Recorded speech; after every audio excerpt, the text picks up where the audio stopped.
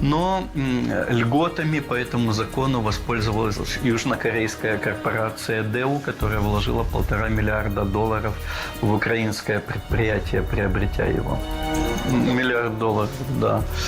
Но надо сказать, что западные инвесторы, как правило, не проявляли большого интереса к промышленности и к машиностроению Украины. Но, как объясняли представители западных стран, в частных беседах в том числе, что Запад не видел интереса в том, чтобы создавать на Украине отрасли, которые могли бы конкурировать с крупнейшими западными компаниями. Великих інвестицій не було, але була серйозна допомога навчання нас, азам, ринкової економіки. В основному всі економічні відомства, міністерства працювали з американськими радниками. USAID серйозно працювала тоді. І компанії такі, як PricewaterhouseCoopers і тому подібне, це суттєво допомагало нам в розумінні процесів, які треба здійснювати. На жаль, американський капітал, напевне, не повірив ще нам і не прийшов на територію України. І це дуже прикро. Nevertheless, American money came to Ukraine. The United States had already formulated its vision of Ukraine's role. In September 1996, both the U.S. House of Representatives and the Senate adopted Resolution 120 in support of Ukraine's independence. Ukraine was declared to be an important element of U.S. national security. It had to oppose the emergence of any political or military organization that would facilitate the reintegration of the states of the former Soviet Union. Kuchma agreed to it, and additionally, to cooperate with NATO.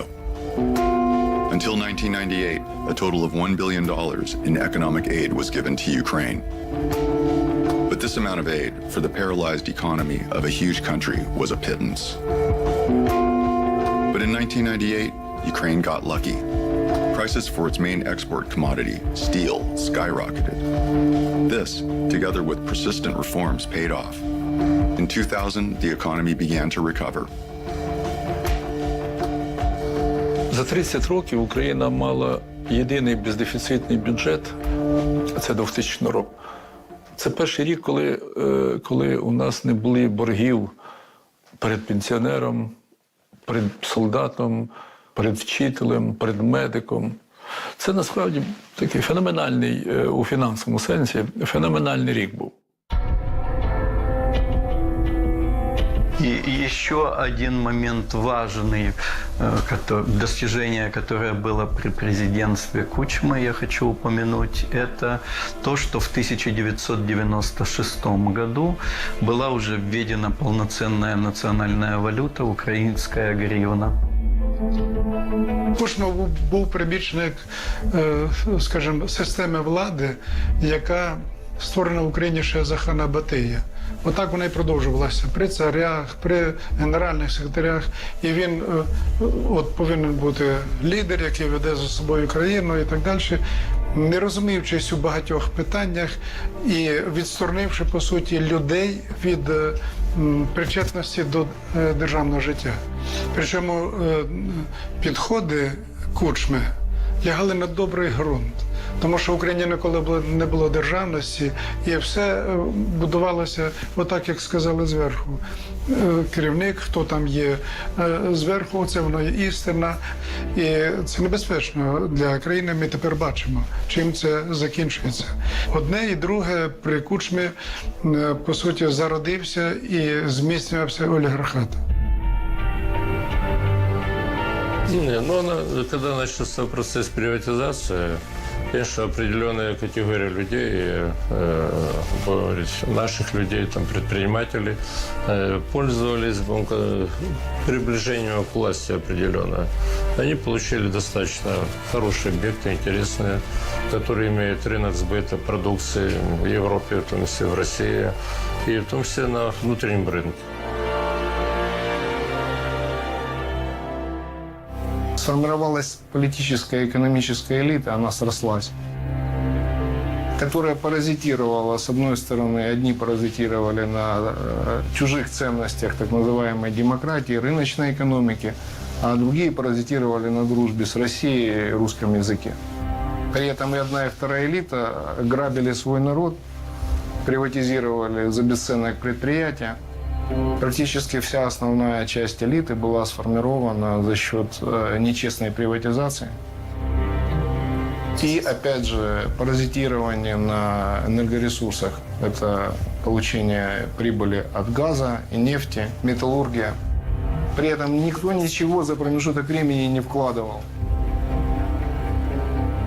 Мы видели вот такую типичную картину, когда кому-то удается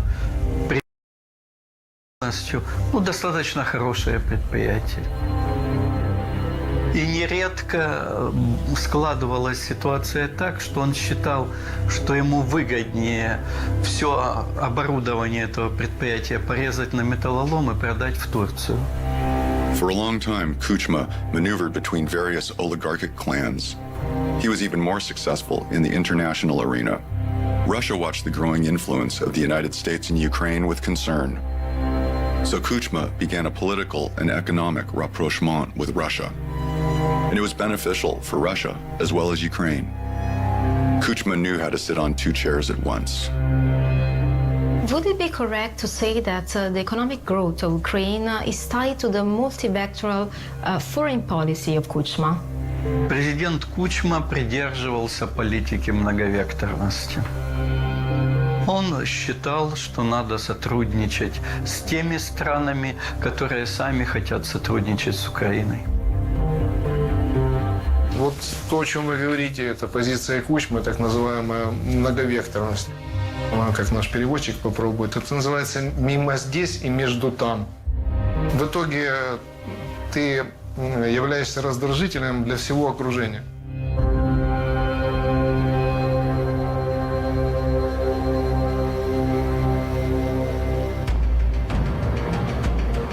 Kuchma was constantly under the close influence of pro-Western political forces and nationalists. Coming from the Russian-speaking Chernigov region, this made him uneasy. Я хочу отметить то, что первый срок Кучмы был положительным. Очень большое движение было. И такое главное, что он же русскоязычный. Сам родился в Черниговской области. И он после того, как ее избрали президентом, он начал развивать только украинскую мову. То есть он сразу это отбросил, чтобы не было таких вопросов. Потом второй вопрос возник сразу, что он Украину продаст России. Это слова, которые нужно хорошо помнить. Он сказал следующее, что меня избрали президентом Украины, а не президентом России.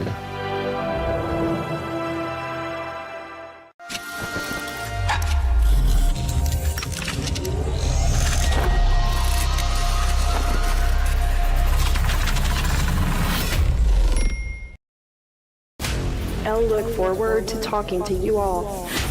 That technology should work for people. A robot must obey the orders given it by human beings except where such orders would conflict with the first law. Show your identification. We should be very careful about artificial intelligence. The point, obviously, is to create trust rather than fear. I would like to take on various jobs. I mean, with artificial intelligence, we are summoning the demon.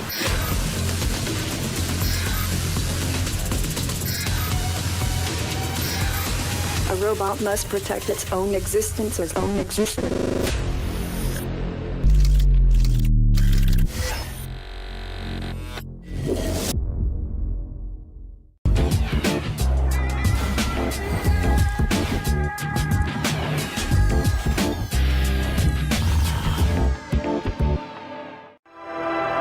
In 1999, Ukraine was stirred up by the case of Pavel Lazarenko. Pavel Lazarenko, born January 23, 1953. From May 1996, he was a prime minister of the government of Ukraine. Swiss authorities determined that during 1996 to 1997, he embezzled at least $880 million. On February 20th, 1999, after fleeing Ukraine, he was arrested in the United States and convicted of fraud. and an illegal transfer of $114 million. He currently resides in the United States. Мы вместе работали, там был Лазаренко, я работал и Тимошенко. Они занимались поставками газа на предприятия промышленные Запорожья, Кривого Рога и Днепропетровска. Оттуда брали металл и продавали. Газ возили, подавали по одной цене, продавали по другой по завышенной. То есть имели колоссальную прибыль.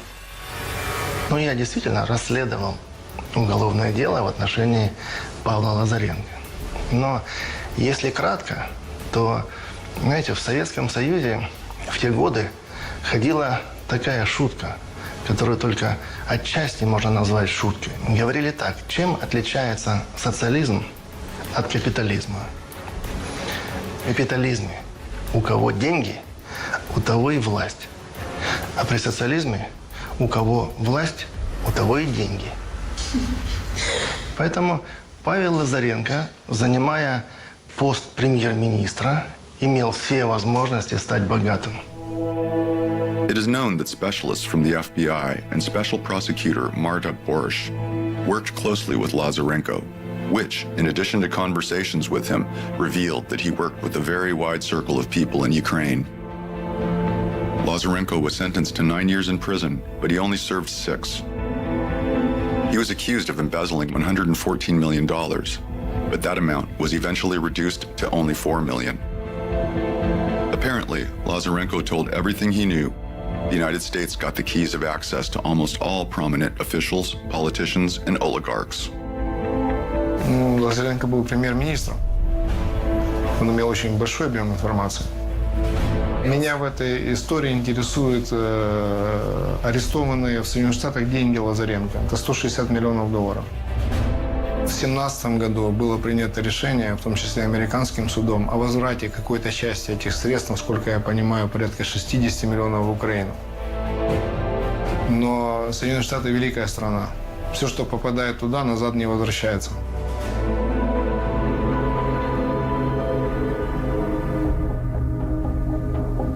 Kuchma's stubborn reluctance to choose between the United States and Putin's strengthening Russia irritated Washington.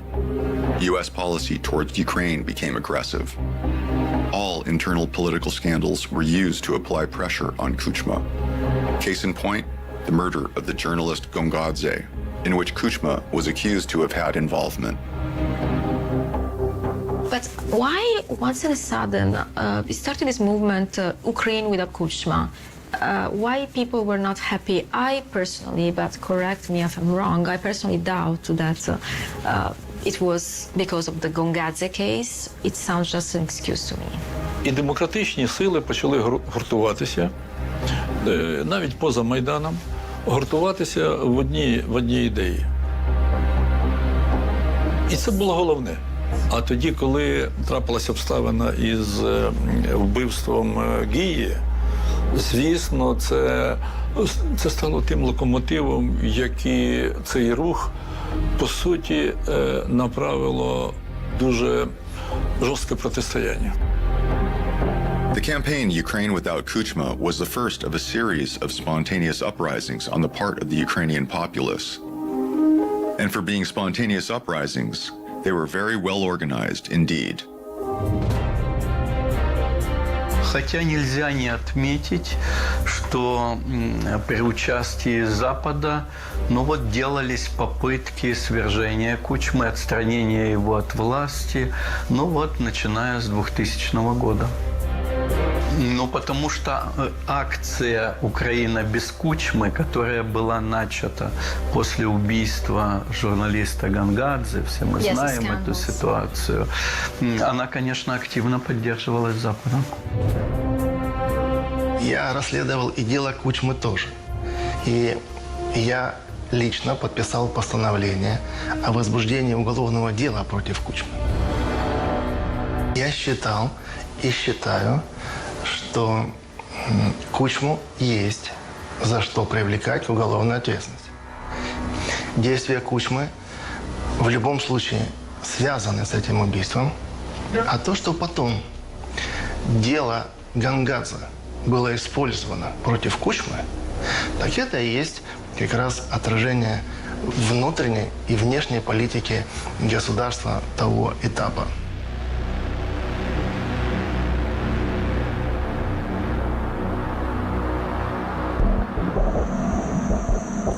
September 2002, Special Representative of the U.S. Department of State, Specialist in Russia, Marie Yovanovitch raised the issue of Ukraine's violation of sanctions against Iraq in connection with the alleged sale of a batch of Kolchuga radar systems. Representative of the President of Ukraine, Viktor Medvedchuk, thoroughly investigated all the charges and presented irrefutable evidence that the Kolchugas were not supplied to Iraq. A little later, after the occupation of Iraq by multinational forces, the United States did not find any traces of the Kolchugas. The charge was as valid as Colin Powell's test tubes of anthrax. But Kuchma did not feel any calmer because of this. Marie Yovanovitch took over as charge d'affaires of Ukraine. Soon, her name would be closely associated with color revolutions. In the meantime, it was necessary to decide who would be president after Kuchma. К декабрю 2000 года, то есть в 2001 году, Кучма фактически потерял свой авторитет, свой рейтинг. Им уже было очень тяжело работать. Очень тяжело. And a candidate was quickly found. Former Prime Minister Viktor Yushchenko. He was a 100% pro-Western politician. He had an American wife and was loosely affiliated with the U.S. Department of State. I was asked to give some speeches in Ukraine. And when I went there, I got a long briefing by John McCain of the State Department and Colin Powell about who you could trust and who you couldn't trust. And there really was just one person you could trust. And that was Viktor Yushchenko, who was running for president. The briefing I got was, if he doesn't win, Ukraine has no chance. The State Department. Viktor Yushchenko, born February 23, 1954. He has a degree in economics. From 1976, he was involved in the banking sector, working his way up from a clerk to chairman of the National Bank of Ukraine. However, in this post, he did not decide anything himself. In 1999, he became Prime Minister of the government of Ukraine. In 1993, by a twist of fate, on a plane from the United States, he sat next to a United States citizen, Catherine Claire Chumachenko. They were soon married. Catherine Claire Chumachenko. She was born in 1961 in the United States. From the age of 14, she was a member of the ultranationalist Union of Ukrainian Youth. She worked as director of the Ukrainian National Information Service of the Washington Bureau of the Ukrainian Committee of the American Congress, and also as an assistant to the Undersecretary of State for Human Rights and Humanitarian Affairs. And she worked in the U.S. Treasury and the U.S. Congress. The U.S. attention to the upcoming presidential elections was side by side with direct pressure on the Ukrainian establishment. Major forces were engaged in the struggle, including George Soros. Очень долгий промежуток времени, начиная с 2000-х годов, структуры Сороса совместно с разными институтами выстраивали вот эту сеть мягкого влияния. Они подкармливали молодежь разными грантами, разными общественными мероприятиями, поездками, обменами. Ющенко стал дестабилизатором политической ситуации в Украине. Были противники политических, конкуренты, но не были врагами. А вот после вот этих событий, которые прошли после дела Гангаза, конец 2000 года, 2001 год, да, это было очень тяжелые времена, очень тяжелые именно в политическом плане. А отсюда страдала экономика, социальные вопросы и все остальное. In May 2004, the Verkhovna Rada published a report that revealed financial interference by Western countries in the internal politics of Ukraine. In July 2004, the U.S. House of Representatives adopted Resolution number 336, which gave a negative assessment to the political situation in Ukraine. Usually, this means a burn notice on the opposite side. In September 2004, the U.S. Senate passed a resolution ordering the executive branch to impose sanctions on Ukraine in case of violations during the presidential campaign. Basically, the Ukrainian president had already been selected in the United States. There was little left to do. Simply force Ukraine, to bend to the will of the United States.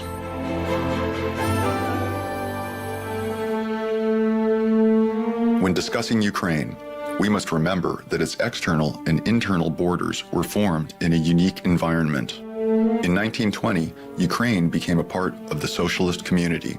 And then, after the formation of the USSR, its borders were not historically defined, but artificially created by Moscow. As a result, Ukraine received both territories with a diverse population in ideological, social, and religious terms, and also with a very diverse industrial structure. The center, Siberia, was also industrialized, but to a lesser extent. The south was traditionally agricultural, and the western regions were historically less developed. This diversity prevailed during all of Ukraine's history, as well as the internal fault lines. Economic growth under Kuchma affected primarily the east of the country, with a population much closer to Russia, and to a lesser extent, the agricultural regions and the west. With a stable domestic situation, this is not critical, but when internal problems arise, it can create conflict. In the 2004 elections, it became clear where these internal fault lines were. In the election, Viktor Yanukovych was declared the winner, but this outcome did not suit Washington, which had already invested large sums of money in Yushchenko. The U.S. administration refused to recognize the results. Thus, the Orange Revolution began in Ukraine.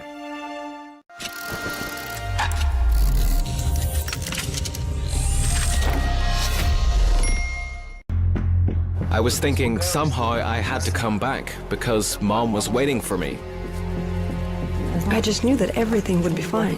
For some reason, we were so confident because we were going to get married officially after he came back. How could he not come back? The mere thought of it never crossed our minds. The militants decided to try and break through. I heard Yevgeny Apov screaming, "Grenade!" The explosion blew him over on his back, and it was all over. We know that our comrades and our commander won't leave us, no matter how tough it gets. We're a team. Yevgeny was a senior in his military trio. He knew that if he didn't smother that grenade with his body, more of his comrades would die. He gave his own life to save his friends.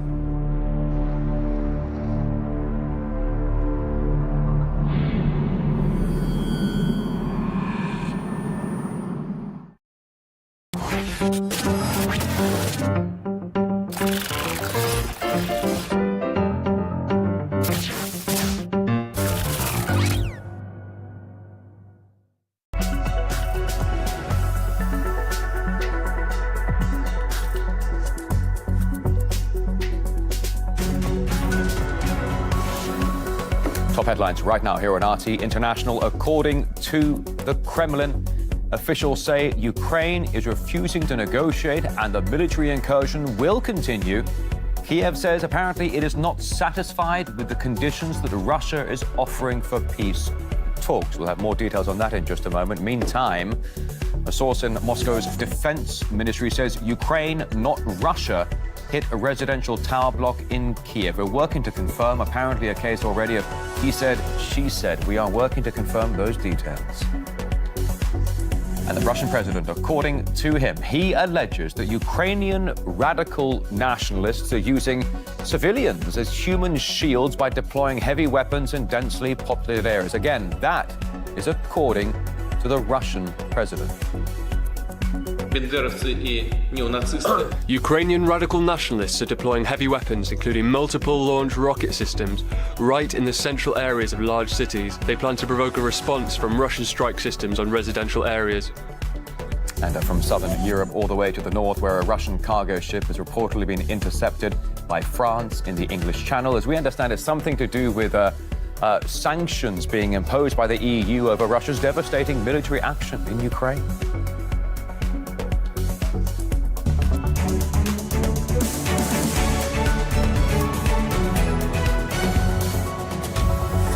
Well, a good evening to you from all of us here at RT International in Moscow. Our days of special rolling coverage continue. We are working very hard here at RT International to bring you all sides of today's top story. All eyes remain on Ukraine, and of course, our thoughts are with all of those caught up in this devastating conflict. Now, we continue with our breaking news for you here on RT International. According to the Ukrainian President's office, Kiev is not satisfied with conditions for negotiations for a peaceful surrender with Russia. That's after the Kremlin spokesperson said Ukraine refused to hold talks. Russia will continue, though, with its military incursion.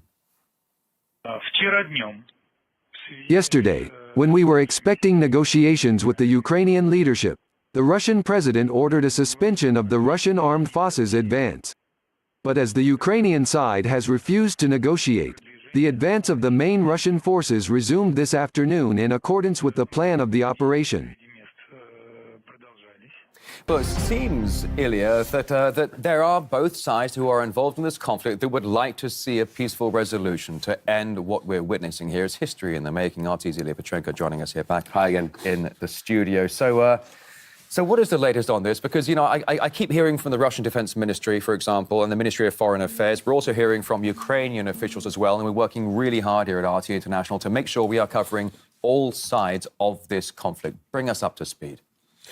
Well, I'd like to make it clear after these latest announcements from Kiev and from Moscow that, for instance, late on Friday, the messages from the Ukrainian government and from the Russian government were contradicting as to what's going on with these prospects of negotiations. Because at one point we heard that Volodymyr Zelensky, he actually did it in a televised address. He called on Vladimir Putin to immediately sit down and talk. Then, though, we heard about some kind of changes being proposed by the Ukrainian side, because first they were talking about Minsk, using the Belarusian capital as the location for the talks. Then the Kremlin said that the Ukrainian side decided that Warsaw was a better place for it, and then somehow they disappeared for the night.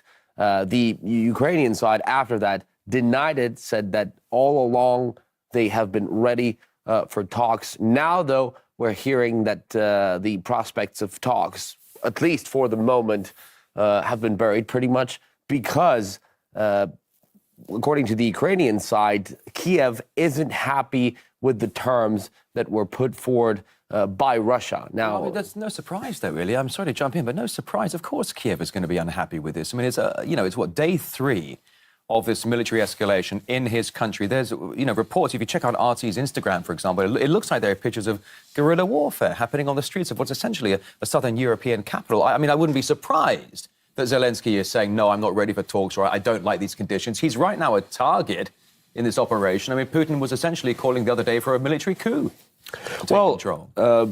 You're absolutely right. Definitely, Europe hasn't seen this amount of violence and destruction since World War II.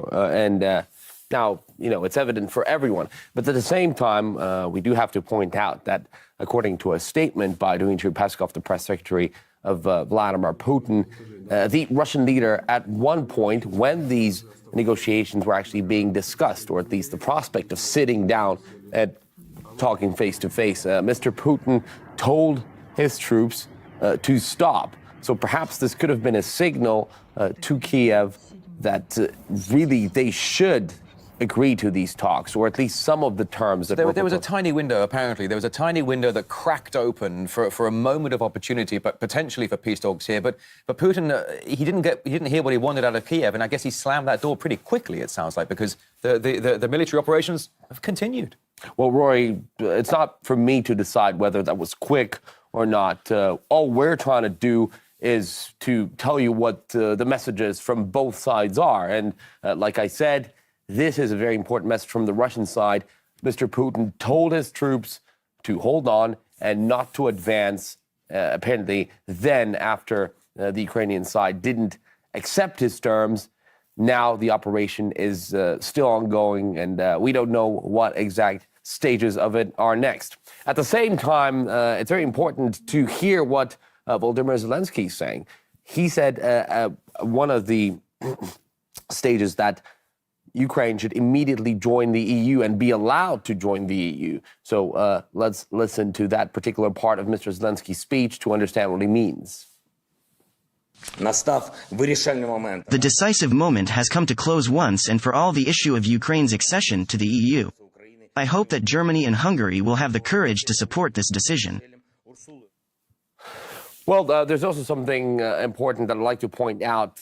Baltic states and Poland, they are ready to welcome Ukraine with open arms. However, we do understand that this could act as, this could be crossing the red line for Russia. And in that case, Mr. Putin, we don't know what his next steps are going to be. Perhaps that will be the continuation of this military op. So indeed, accepting Ukraine just like that very quickly could also be very dangerous. But at least they're not talking about joining NATO anymore for the moment. Yeah, I guess so. In the meantime, though, Ilya, NATO's talked about sending, for the first time in NATO's history, they're going to activate 40,000 NATO troops. And there are fears here because people, at the end of the day, people don't actually know what Putin is going to do. This is the one thing that a lot of people are saying. They don't know his next move. And that's why I think there's so much fear going on around the world today. Ilya Petrenko, don't go far. Thanks for that. We'll see you soon. Well, we're bringing you all sides of the story here on RT International, and Russia's military operation, what many in the West are labeling as an invasion of Ukraine, is now into its third day. The international condemnation is reaching fever pitch, and the conflict is worsening. More explosions now being reported in the capital, Kiev. Let's bring up some pictures for you right now. That appears to be the result of a missile strike on a residential tower on the outskirts of the capital. Floors were damaged, unclear if any victims, though the Russian Defense Ministry says that was caused by a missile guidance failure in Ukraine's air defense system. But of course, opposed to that, Kiev says it was a Russian missile strike. And we do understand that Russian officials are investigating that right now. So we're getting accusations flying from both sides of the conflict. Meantime, Kiev officials are telling people to seek shelter, and any number of them. You can see right here some video. This is apparently unverified, allegedly from one of the shelters in Kiev. People are also going into the underground, the tube stations, to seek shelter down there as well. Now, the situation continues to be fraught for the Donbas region. Shelling continues to hit various buildings. And more than 120,000 people have already been evacuated from the area over just the past week. But as we understand, many people remain. And as Roman Kozyrev was reporting over the past few days in Donbas and Donetsk, he was saying that there are some people there who are having a sense of euphoria because they've been living under an attack, a sense of war for the past 8 years. However, there are many others who are living through a terrifying time right now. Here's RT's Roman Kozyrev, who visited an area that was recently shelled. This kindergarten in one of Donetsk districts is just one of the places that was shelled on Saturday morning. You can see shattered glass all around me. Pieces that fell off the building. At least 32 windows here had been shattered. And this is the place of impact, if you can point the camera this way. Right next to the kindergarten. Thankfully, it was done overnight. No kids were here, no teachers, so nobody was hurt. But you can take a look all around me. This is a heavily populated residential area. There are people living in each and every one of these houses. And I can see absolutely no military positions here at all, but the front line is located not very far away from here. But this place in Donetsk is being shelled throughout the 8 years since this conflict existed. Roman Kozyrev, RT, Donetsk.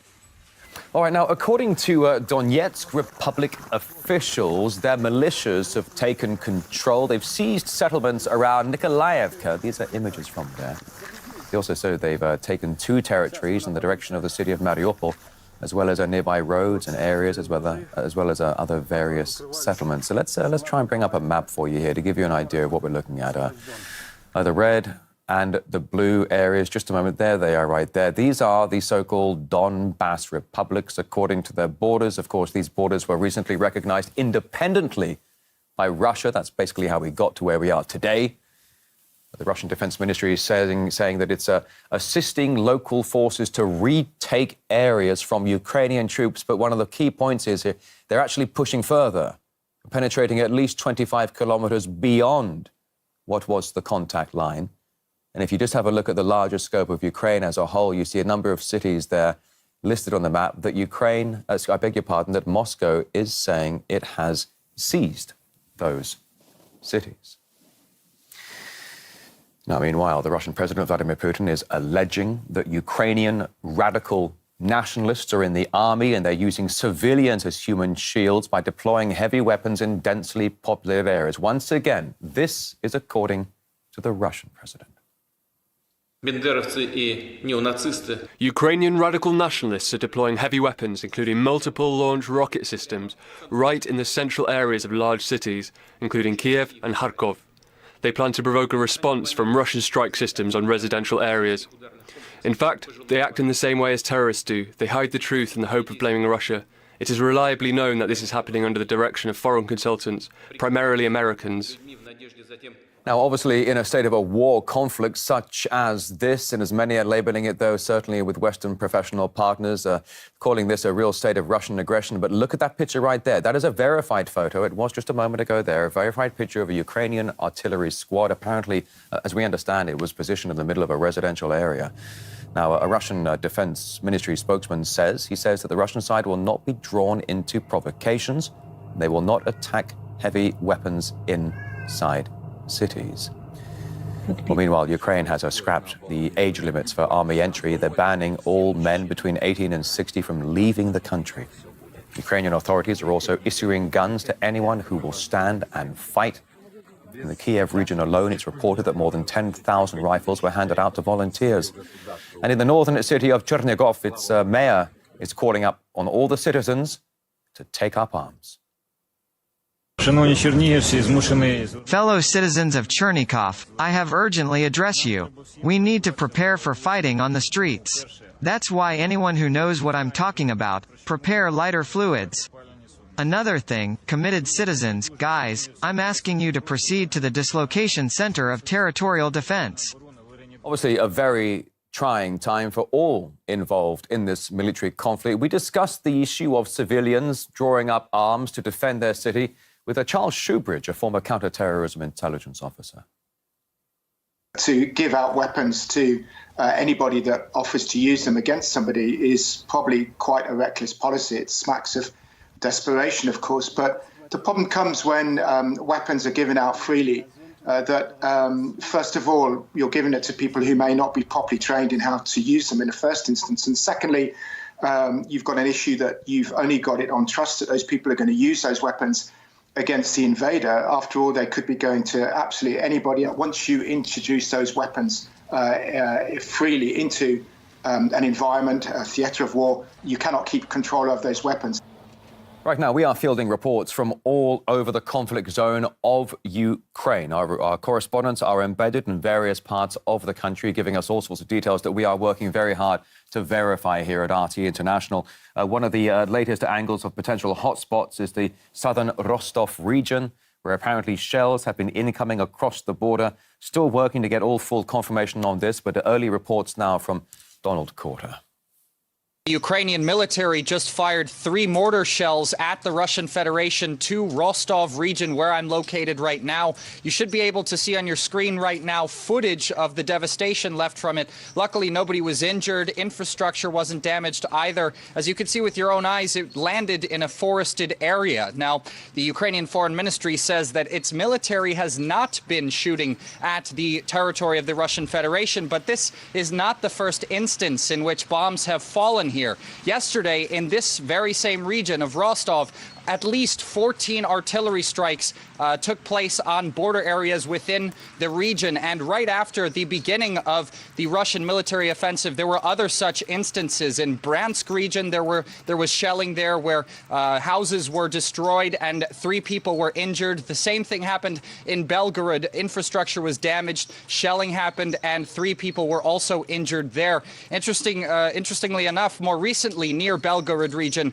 a Ukrainian soldier had been trying to escape to the Russian Federation, trying to basically defect, and neo-fascist groups there that had their hands on artillery batteries had fired at him and unfortunately killed him and injured another serviceman in the Russian Federal Security Services as well. Now, because of this violence that's actually been happening on the Russian Federation, the authorities have taken measures. They've closed down Russia's southern airspace. Basically, there's going to be no flights out of this area until March 2nd. That's at minimum. That can be extended. There's 12 airports in Rostov region alone that will not be having flights until after that date for now. Another thing they've done is close down all the schools that are located in border regions that border the Donbas People's Republics. We have to remember that there are at least 3,000 children from Donetsk and Luhansk alone that have left,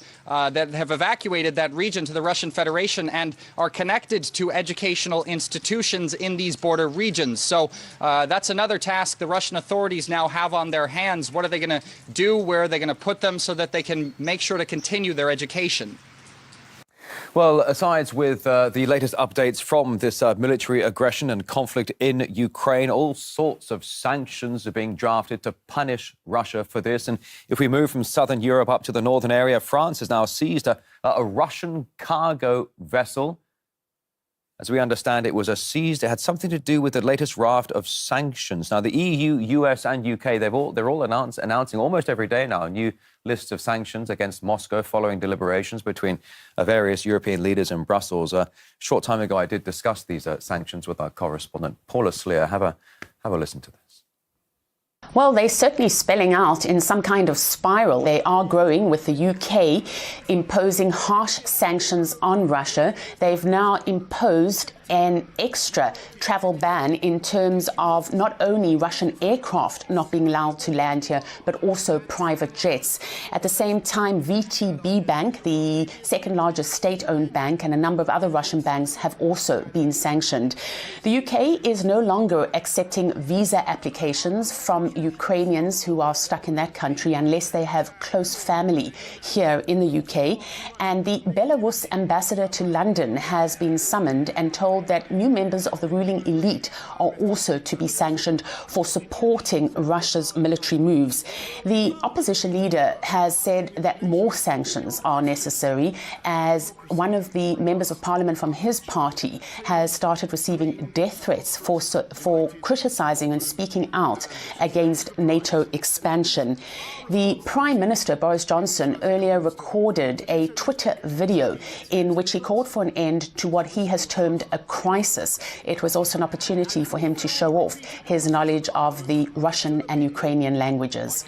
Putin's actions are leading to complete isolation for Russia, shunned by the rest of the international community, hit by immense economic sanctions, and facing a needless and bloody war that is already costing countless lives, from innocent Ukrainians to your Russian soldiers who will never see their families again. And to my Russian friends, я не верю, что эта война от вашего имени. This crisis, this tragedy, can and must come to an end. Тому що світу потрібна вільна та суверенна Україна. Slava Ukraini. Now, the European Union also says that it is imposing harsh sanctions, that these, it says, will cripple the Russian economy. They include sanctions on individuals, state-owned companies, and key sectors of the Russian economy. All members of the Russian parliament will now face asset freezes and travel bans. At the same time, in an extremely rare move, the EU has frozen the assets of the Russian President Vladimir Putin and his foreign minister Sergei Lavrov, although neither, certainly not at this point, are being subject to an EU travel ban. The European Union and European leaders saying that all of this is necessary. We're adding President Putin and Foreign Secretary Lavrov to the list of sanctions. They are responsible for the deaths of innocent people in Ukraine and for trampling on the international system. We, as Europeans, do not accept that. Canada, the United Kingdom and the United States have also decided to freeze the assets of President Putin and Minister Lavrov, and certainly this is part of a coordinated action. But one step further is being taken by the United States, who has also imposed a travel ban on the pair. Following a telephone conversation President Biden held with European Commission President Ursula von der Leyen, and in alignment with the decision by our European allies, the United States will join them in sanctioning President Putin and Foreign Minister Lavrov and members of the Russian National Security Team. These sanctions are expected to trickle down and affect ordinary Russians. Certainly here in the UK and elsewhere in Europe, Russians are wondering what impact it will have on them and on their families back home. Well, as the violence continues and we continue to see these tragic scenes coming out of Ukraine and its capital, let's join Alexander Kateb, an economist and political expert here, coming on the program with us right now. A very good evening to you, sir. We want to address, if we can, just for a moment, can we just touch down on some of the economic aspects of this right now? Because a ton of sanctions are being drafted out. It's basically every day. New punishment is coming out to target Russia. The US is right now cutting off 13 major Russian companies from raising money on Western markets, including Gazprom and, of course, the state bank Sberbank. Do you think these sanctions could bite? Looks like they might. Yes, thank you. Indeed, I think they could bite, and they have already started to bite, actually, because markets, are anticipating the future, and market expectations have already priced in those sanctions and the related unfolding events, as we have seen with the Russian stocks plummeting and the ruble also taking a hit.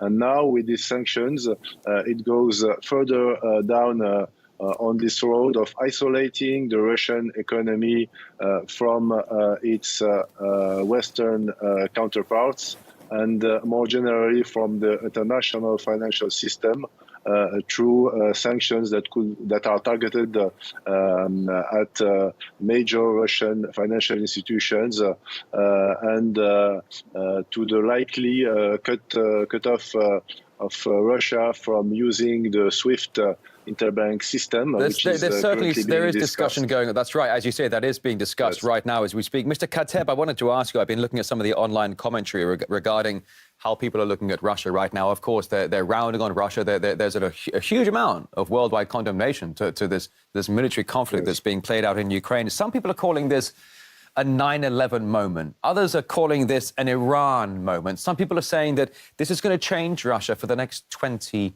years. How would you read into that? Well, it's difficult to see how it will change Russia, because everything can happen, honestly. But from the point of view of European leaders and the European peoples, there will be a change, a radical change in how they view the Russian threat, so to say.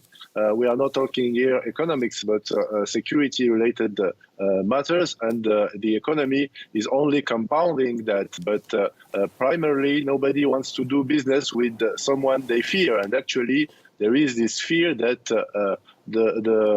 Russia's power has no limits, and that it can threaten any country that is, neighboring it.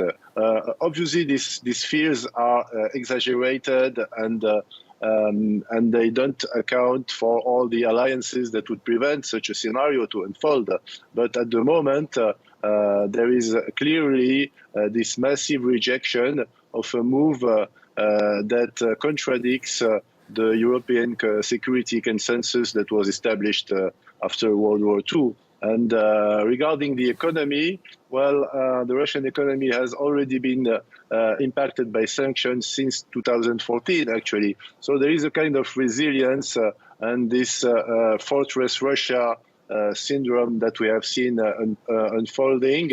But overall, it has cost the Russian economy billions of dollars of lost growth, of lost technological Not just that, partnerships. but not just that, Mr. Kateb, but surely a military operation such as this is going to cost a fortune too, right? It will cost a fortune, but this is something that the Russian state can finance so far with its huge reserves. The problem is that maybe Russia will not be able to access some of its reserves. And the US Treasury has been preparing a bill to cut actually the Russian central bank from its official dollar reserves, which will be really an unprecedented move in the history, in modern history. But should this happen, this would be really a real radical breakup of the whole financial architecture that has been in place since World War II, and it will fasten the development of alternative systems. Will these systems be efficient enough to manage some of the negative impact? It's difficult to say. In the long run, probably, but in the short term, they will inflict massive damage to the economy. Yeah, I mean, as you say, I mean, it's.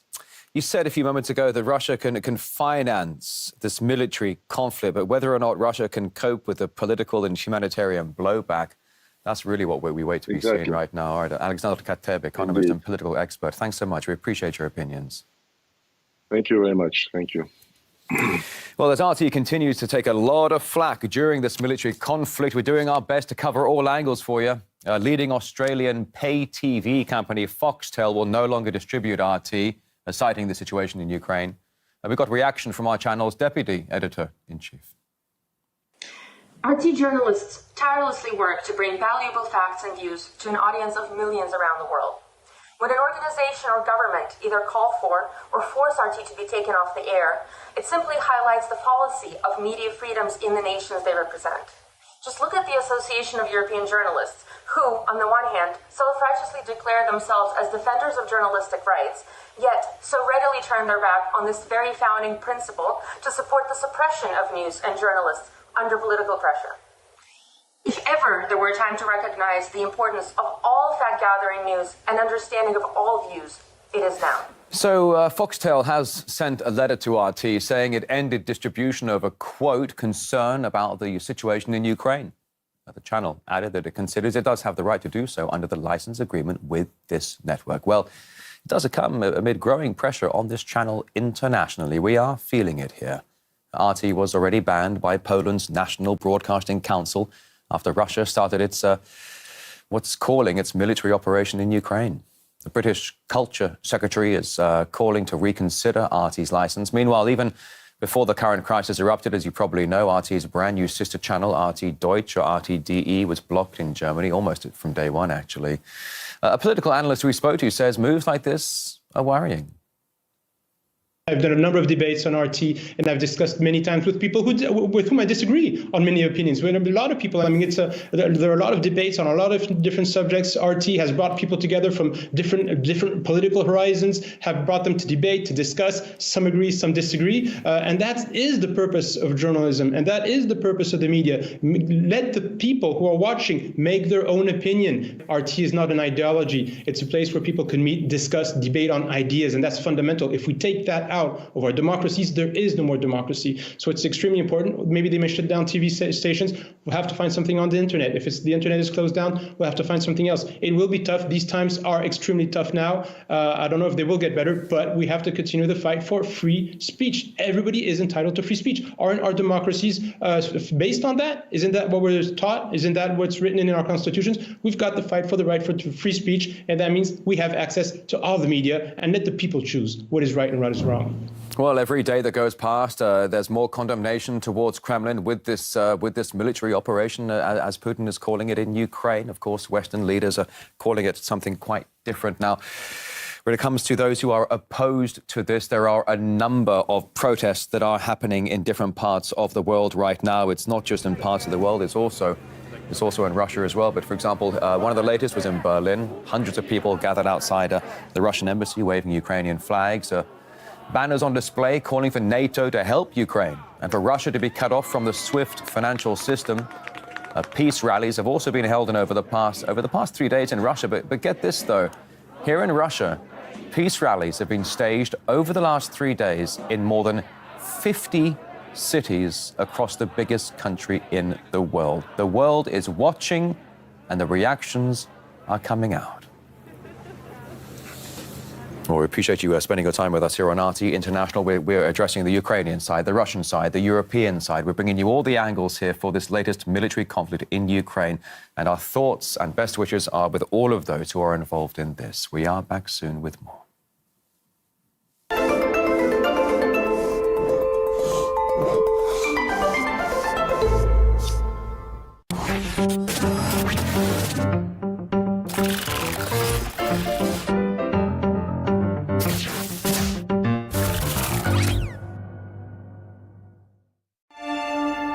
Огромное количество людей, которые вышли в 2004 году, они протестовали именно против олигархической системы. Они не разделяли западные или восточные ценности. Are there any effects of foreign presence, sponsorship, or other foreign participation in the Orange Revolution? Я могу сказать, что большей частью какой-то промежуток времени действительно посольство Соединенных Штатов и посольство западных стран включились в этот процесс. Это начало приобретать формы цветной революции. Я сьогодні хочу сказати, можливо, це я часто і не говорю публічно, те, що відбувалося восени 2004 року і в ранню зиму, це навіть не революція. Ми прагнули одного від влади. Не зміни такої силовим шляхом. Ми вимагали одного.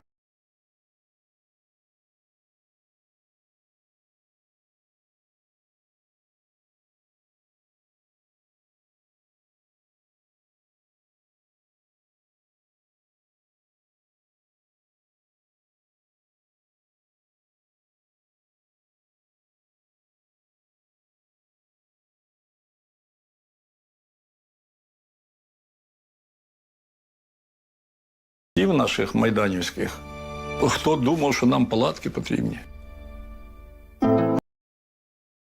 Called spontaneous movements are really quite well organized. This is all the more obvious when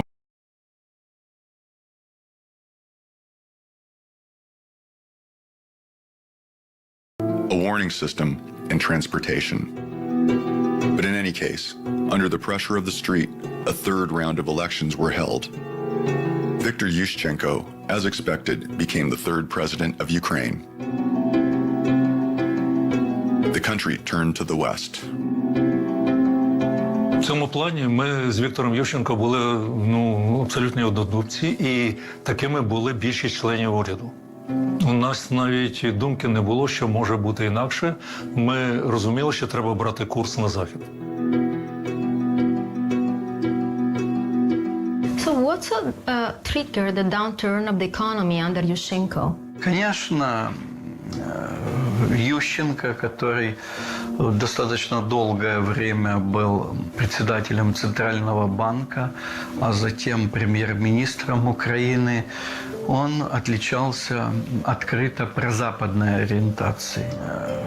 После оранжевой революции декабря 2004 года, когда Ющенко пришел к власти, он, конечно, получил очень мощную поддержку Запада.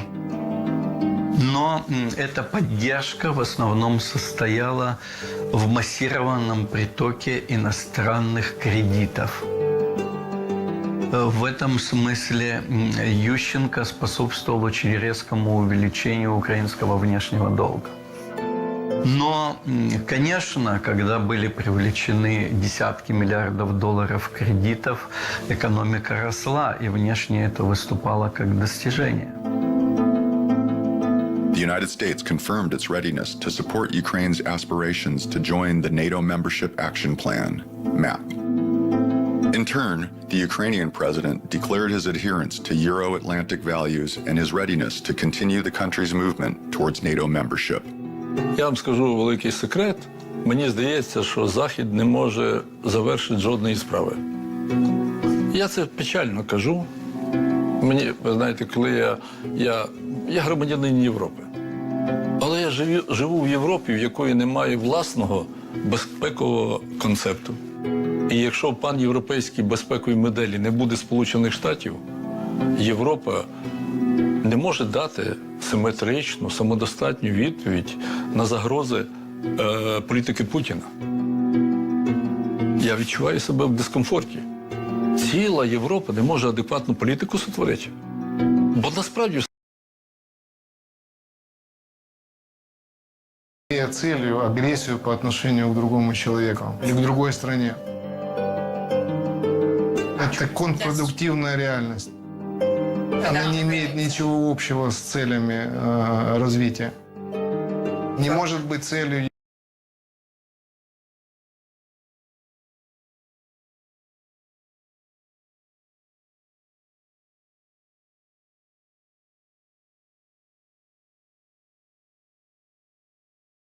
работала промышленность и была создана система, инфраструктура здравоохранения и образования. У нас же получается ничего, просто наша цель Европейский Союз и жизнь, попытка приблизиться к каким-то непонятным европейским ценностям, но при этом отсутствие промышленности, денег, работы и всего остального.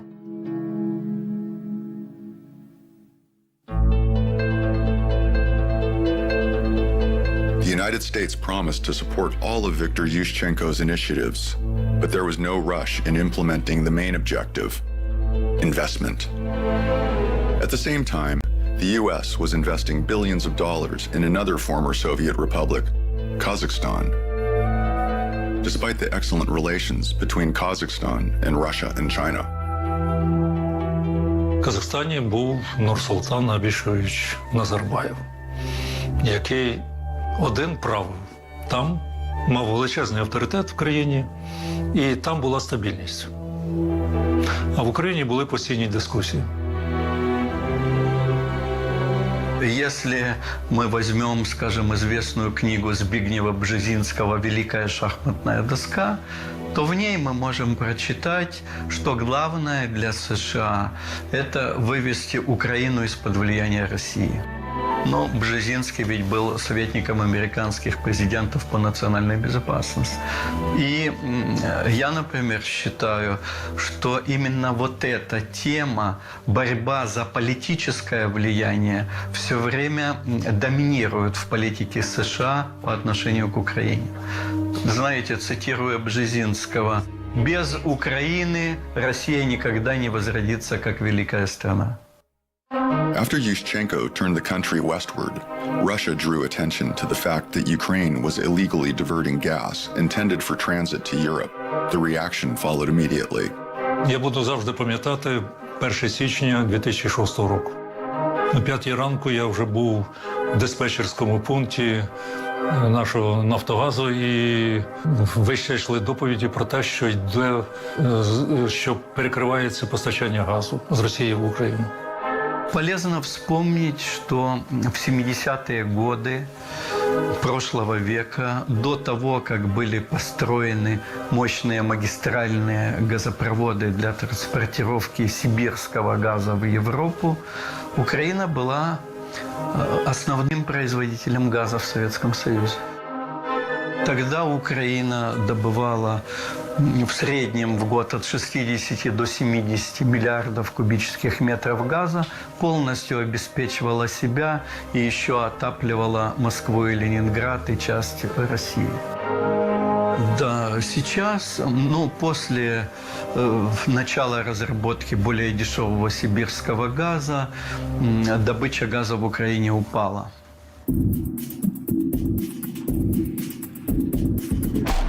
Getting involved in political games at the expense of the economy can turn out to be very costly. Kyiv got carried away with positioning itself in world affairs and neglected to invest even a cent to ensure its energy security. It can be even more costly to play games with right-wing nationalists. Under Yushchenko, right-wing radicals were doing fine. Nazi propaganda was thriving there. Young people were recruited into the camps of the Plast paramilitary organization. In 2006 in Lviv, they solemnly celebrated the anniversary of the entry of the Ukrainian unit of the Wehrmacht Nightingale Battalion into Lviv.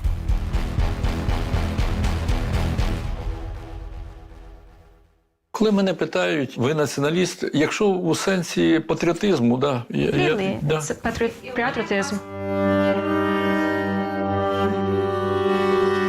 Я поясню свою позицію. Коли ми говоримо про український націоналізм, він ніколи не був в тій мірі радикальності, де починається його негативне трактування. Другими словами, це той спосіб сучасної боротьби за наш суверенітет, який нікого не дискредитує, нікого не вивершує. Це є право нації на самовизначення. І тому Москва сьогодні український націоналізм називає соціал-націоналізмом. Пробують його поєднати з фашизмом, наприклад, із німецьким крилом націоналізму 30-х, 40-х років, що, безумовно, не має нічого спільного, це навіть смішно. У 21-му сторіччі мати такий світогляд і таку політичну практику. It is quite possible that Mr. Yushchenko is unaware of some very well-known facts. The organization of Ukrainian nationalists cooperated very closely with Nazi Germany. Their ideology was identical to the Nazis. When the Germans attacked Poland in 1939, the Ukrainian nationalists went on a murder spree with their fellow fascists. In 1941, together with the Germans, they invaded the territory of the USSR and acted as military allies to the Nazis. While Allied soldiers fought and died in Africa, Italy, and France, Ukrainian nationalists guarded the German rear. They burned Belarusian villages along with its people. They exterminated the Jewish population in the ghettos. They shoved people into gas chambers. They guarded Nazi concentration camps, and they eagerly massacred Poles. Organization of Ukrainian nationalist leaders Bandera and Shushkevich were posthumously awarded the title Hero of Ukraine by Yushchenko. Постановляю присвоїти звання Герой України з удостоєнням ордена держави Бандері Степану Андрійовичу. Слава Україні! Ukraine was slowly but surely getting covered with the haze of Galician nationalism. Of course, this was met with sharp rejection by the inhabitants of the east of Ukraine, who completely opposed this mentality, contrary to Yushchenko's wishes. 50 мільйонів повинні жити сім'єю. Ми повинні навчитись говорити одним голосом. Ми в своїй більшості повинні полюбити одне і навчитися ненавидіти друге. Знаєте, пізнати своїх героїв, пізнати свою культуру, пізнати свою мову, створити свою церкву. І тому найтяжче нам давалася внутрішня інтеграція. Тобто була велика проблема єдності.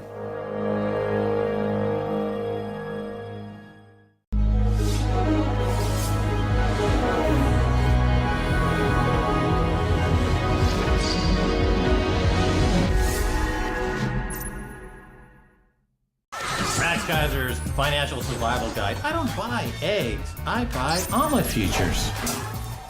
Hey, that's not an omelet, that's a fried egg. That's the last time I buy eggs from the future. Don't crack up. Watch Kaiser Report.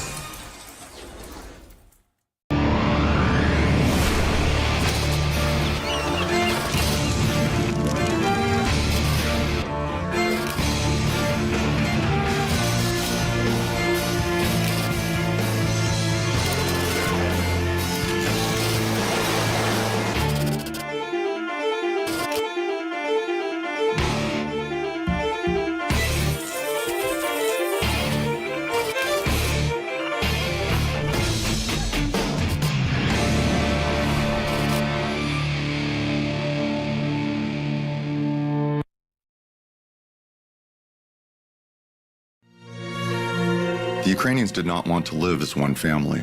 There were too many internal differences. A Western Ukrainian, President Kuchma noted, is much closer in terms of his concepts and habits to a Czech or a Pole. and in some ways even more to an Austrian than to a Russian or Eastern Ukrainian. Therefore, in 2010, in the next election, Yushchenko lost to his longtime rival, Viktor Yanukovych. Viktor Yanukovych, born on July 1950, he studied mining and mechanical engineering and was a specialist in international law. From 1996 to 2002, he held various positions in the Donetsk regional administration. He was Prime Minister of the government of Ukraine in 2002, 2004, and again in 2006, 2007. Through the American consulting companies DB Communications and Venable, he established ties with the U.S. establishment. The goal was to approve his appointment as Prime Minister. Yanukovych's victory in the presidential elections of 2004 sparked protests called the Orange Revolution. From 2010 to 2014, he was president of Ukraine. Yanukovych decided to continue Kuchma's policy, that is, to continue cooperation with the United States, but at the same time, to get closer to Russia. He didn't understand that times had changed. The United States needed its own proxies on the border with Russia, and that was the role of Ukraine for Washington. A reaction followed immediately. On July 2, 2010, U.S. Secretary of State Hillary Clinton said, "Some have tried to force Ukrainians into a choice between aligning your country with Russia or with the West. We believe that is a false choice. We do not believe in the concept of spheres of influence. We believe that it is up to Ukrainians to chart your own course toward your own future. And in doing so, you can count on the support and friendship of the United States." Clinton was sure her message would be understood. Yanukovych is too mired in corruption. Ukraine is considered one of the most corrupted countries in the world. Why did it happen? Я считаю, что масштабная, системная коррупция в Украине – порождение попыток американских властей взять под контроль украинское правительство. Я считаю, что именно представители США, официальные лица, являются тем провоцирующим фактором, повлиявшим на расцвет экономических преступлений в Украине. Если игра происходит, что президенту страны очередному разрешают воровать, а он вместо этого отдает свою субъектность страны и возможность внешнему управлению, то такая игра и происходит на сегодняшний день. Я верю в оптимистический сценарий. Сейчас я вижу здесь невероятный потенциал. В ближайшие несколько недель будут приняты важные решения.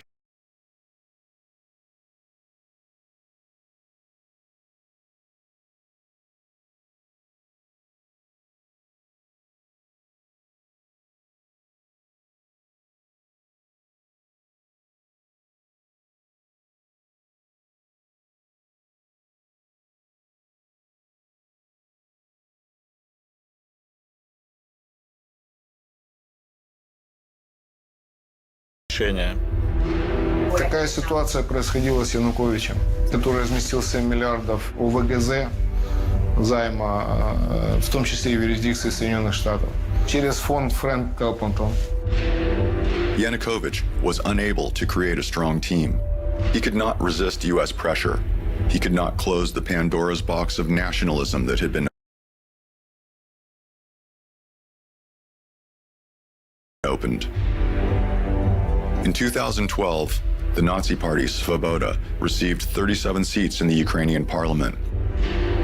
The appearance of these open fascists on the political scene worried Europe, but only in words. Тимошенко Юлію Володимирівну визнати винною у вчиненні злочину, передбаченого статтею 365 частиною 3 Кримінального кодексу України. The detention of Yulia Tymoshenko drew much more attention.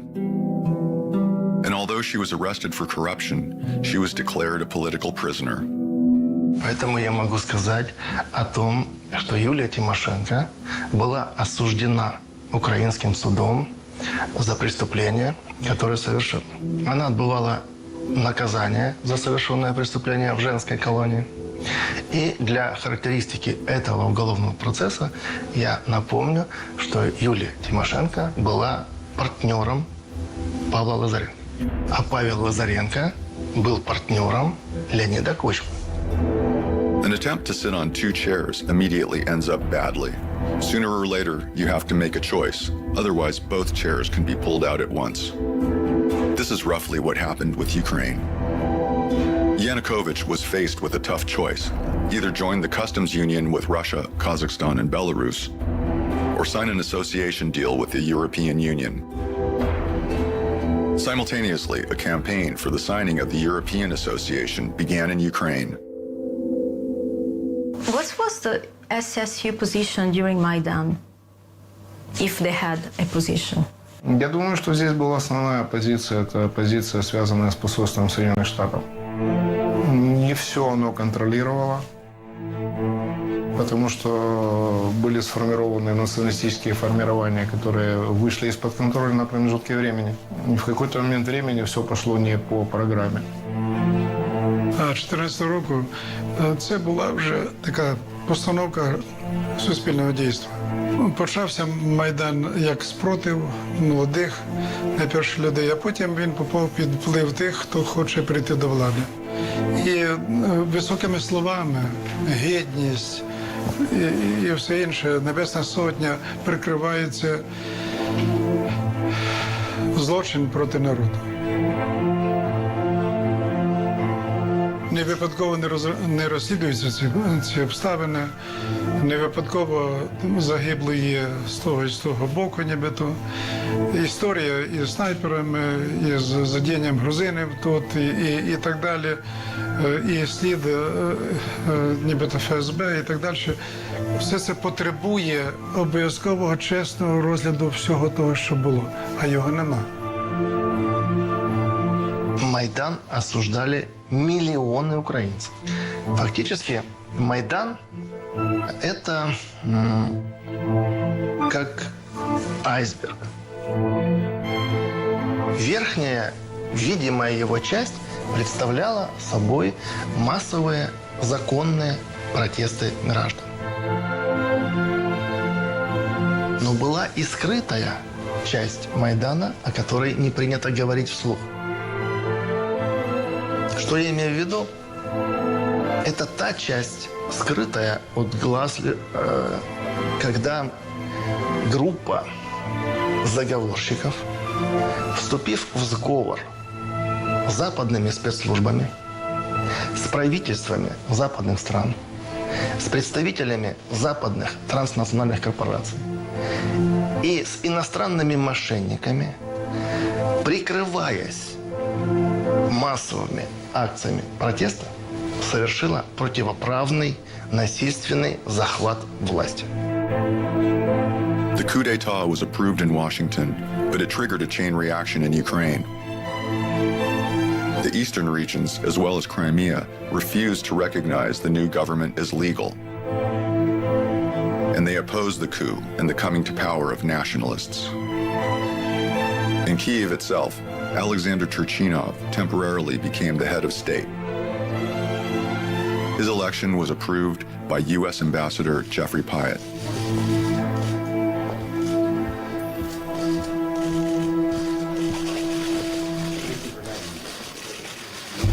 Alexander Turchinov, born on March 31st, 1964.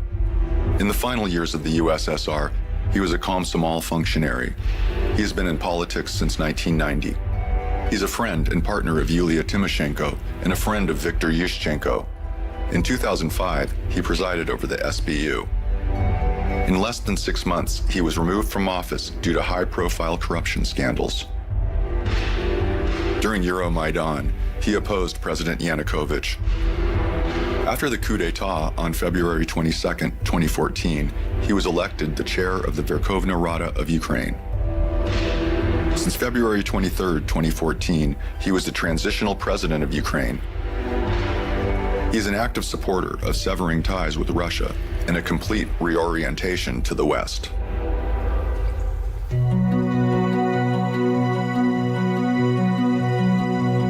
Russian President Vladimir Putin immediately recognized what was happening and took action. Exit polls from today's referendum in Crimea show overwhelming support for separation from Ukraine and for unification with Russia. Now the main threat to the Kiev authorities was the east of the country.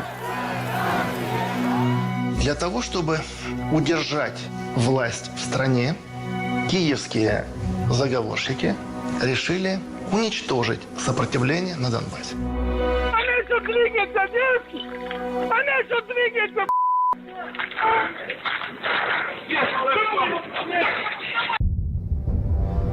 April 12, 2014. John Brennan, the director of the CIA, arrives in Kiev.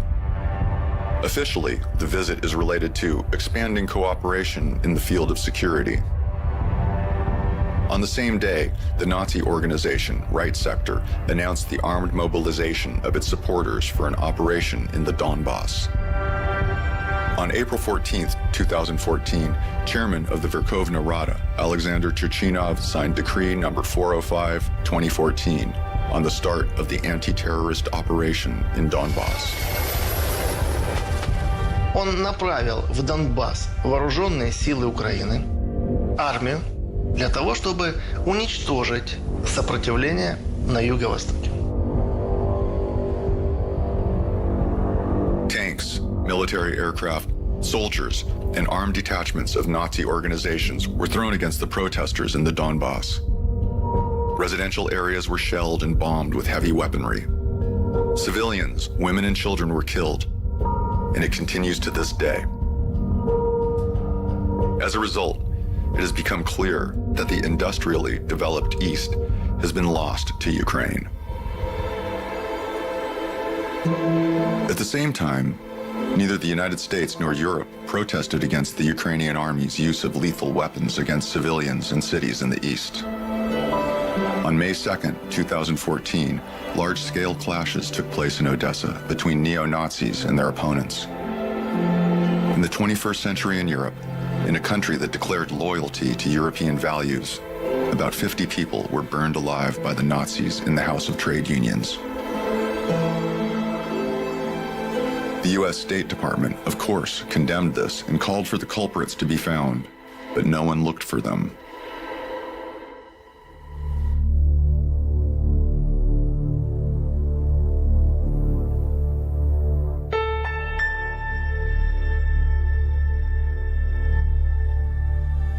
Petro Poroshenko, born on September 26, 1965, a politician, an oligarch, a media proprietor. He's one of the creators of the Party of Regions. He's a friend of Viktor Yushchenko. He was one of the main supporters of the Orange Revolution and Euromaidan.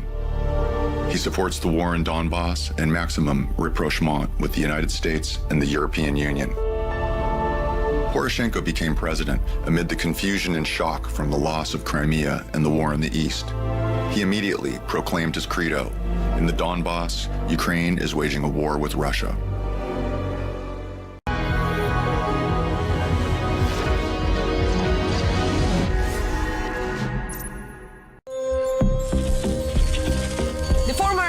Empire standing up to the empire of lies. When Vladimir Putin was announcing his decision to depotentiate Ukraine's military infrastructure, he wasn't just resurrecting the ghost of the Cold War, he made it clear that the Russian-US animosity never really ended. How hot and bloody could it still get?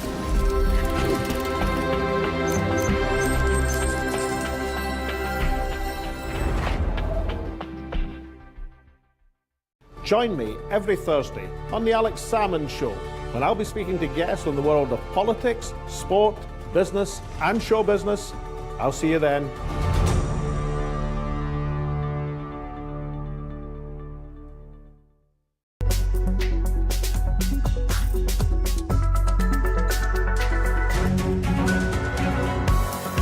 This hour's top headlines right now here on RT International. According to officials in the Kremlin says Ukraine is refusing to negotiate and the military incursion will continue.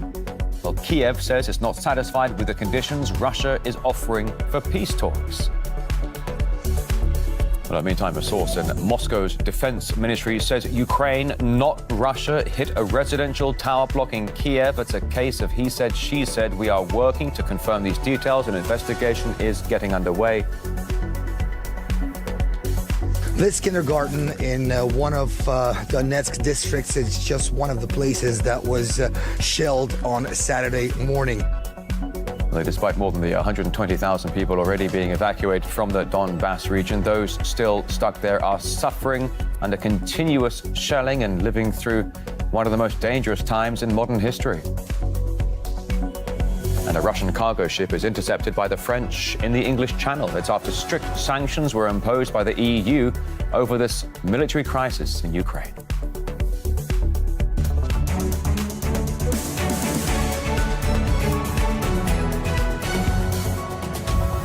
And it is during these difficult times we're doing everything we can here at RT International to bring you a transparent picture of the tragic conflict in Ukraine. We're reporting from both the Ukrainian and the Russian sides as well, and of course covering the latest continuation of European condemnation towards Russia. It's good to have you with us today. Well, the Ukrainian president's office is saying that Kiev is not satisfied with the conditions being offered by Russia for ceasefire negotiations. That's after the Kremlin spokesperson said Ukraine is refusing to hold talks, and so Russia will continue what it calls a special operation, stressing again that Russian army units will not be targeting any civilian areas. Yesterday, when we were expecting negotiations with the Ukrainian leadership, the Russian president ordered a suspension of the Russian armed forces advance. But as the Ukrainian side has refused to negotiate, the advance of the main Russian forces resumed this afternoon in accordance with the plan of the operation.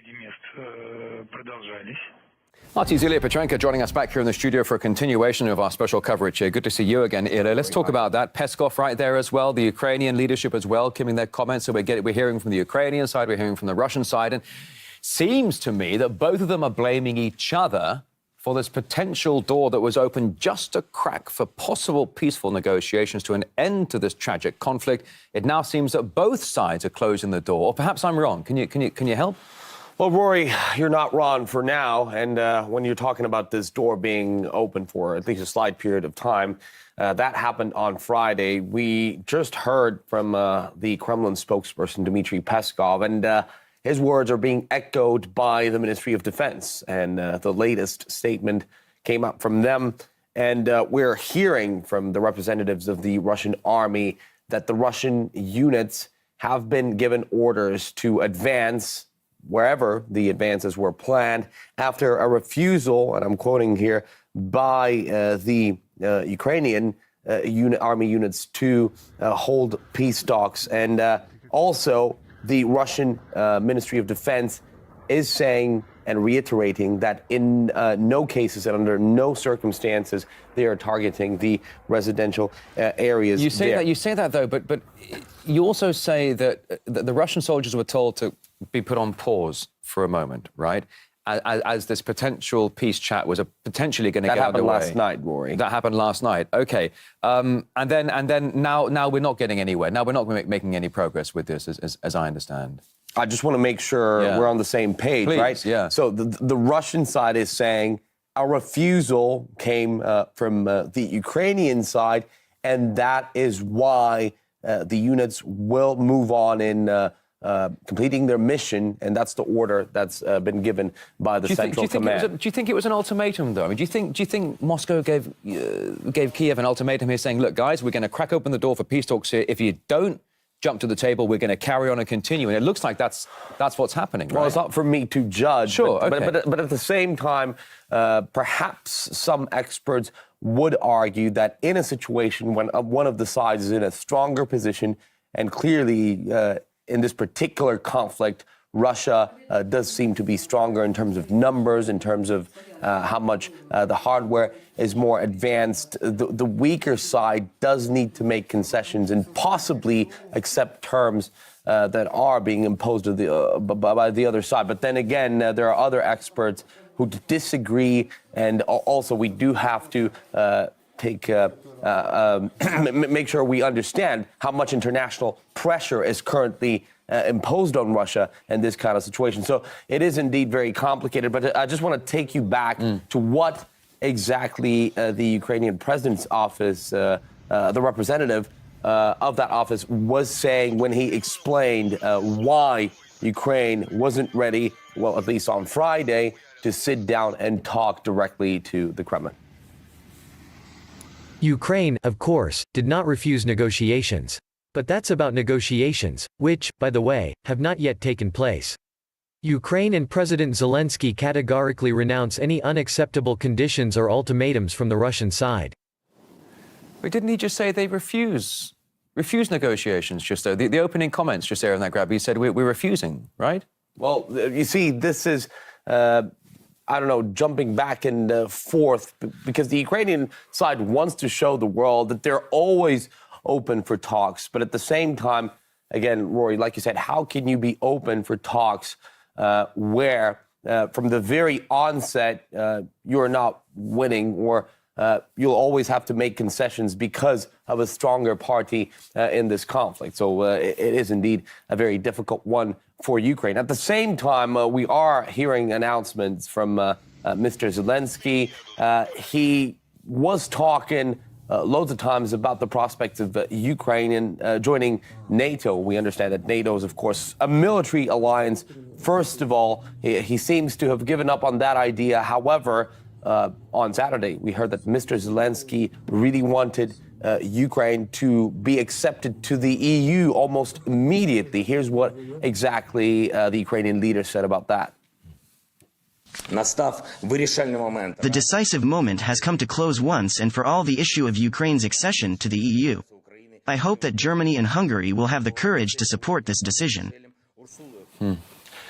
This is something that perhaps is going to provoke some tough reaction from Russia. And we always have to remember that whenever Kiev is talking about joining NATO or the EU, it's always something that really annoys the Kremlin. So we're not completely sure if Mr. Zelensky is trying to raise the stakes ahead of possible negotiations. But like I was saying, on Friday, it seemed that they were just around the corner, because it seemed, again, the two leaders wanted to make at least some concessions to ensure that no lives are lost. No one wants to drag this out. Surely not. I mean, I know Boris Johnson, the British Prime Minister, had spoken about sending night vision goggles to Ukrainian soldiers, a body armor as well, maybe some more of these anti-tank missiles as well. But at the end of the day, nobody wants us to drag out the pictures we're seeing that RT's posting, for example, on RT's Instagram account. We're seeing some devastating scenes of tragic violence. You really can't believe that's happening in Europe, Rory. Yeah, you can't believe it at all. And it is history in the making. And it's no wonder that many people are rounding on Russia right now. And it's no wonder that people are shocked and horrified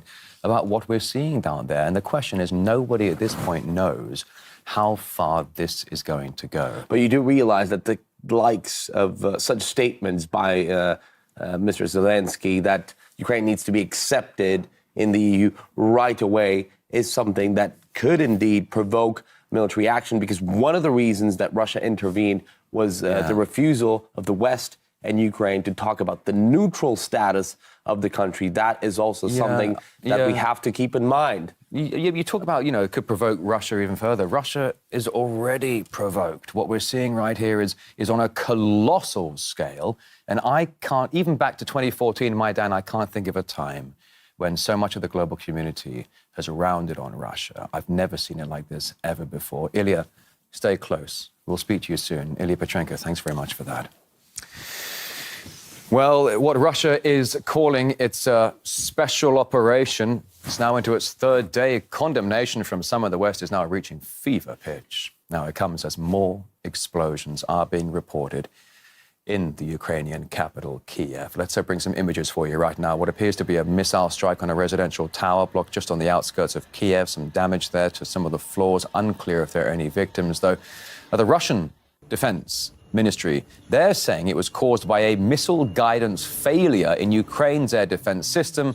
Kiev, however, says, of course, it was a Russian missile strike. So we're working really hard here at RT International to bring you all sides of this conflict and bring you confirmation after confirmation. Meantime, Kiev officials are urging residents to hide in various bomb shelters. Here's a video, allegedly unverified, though, from one of the shelters in town there in the Kiev, in the capital. Residents are also seeking safety deep down underground in the city's metro stations. Well, the situation continues to be fraught for the Donbas region. We understand shelling continues there. More than 120,000 people have already been evacuated from the area over just the last week. Many are still remaining. As I understand, in that part of the world and that part of the country, both sides are being blamed for violence. There, RT's Roman Kozyrev visited an area that was recently shelled. This kindergarten in one of Donetsk districts is just one of the places that was shelled on Saturday morning. You can see shattered glass all around me.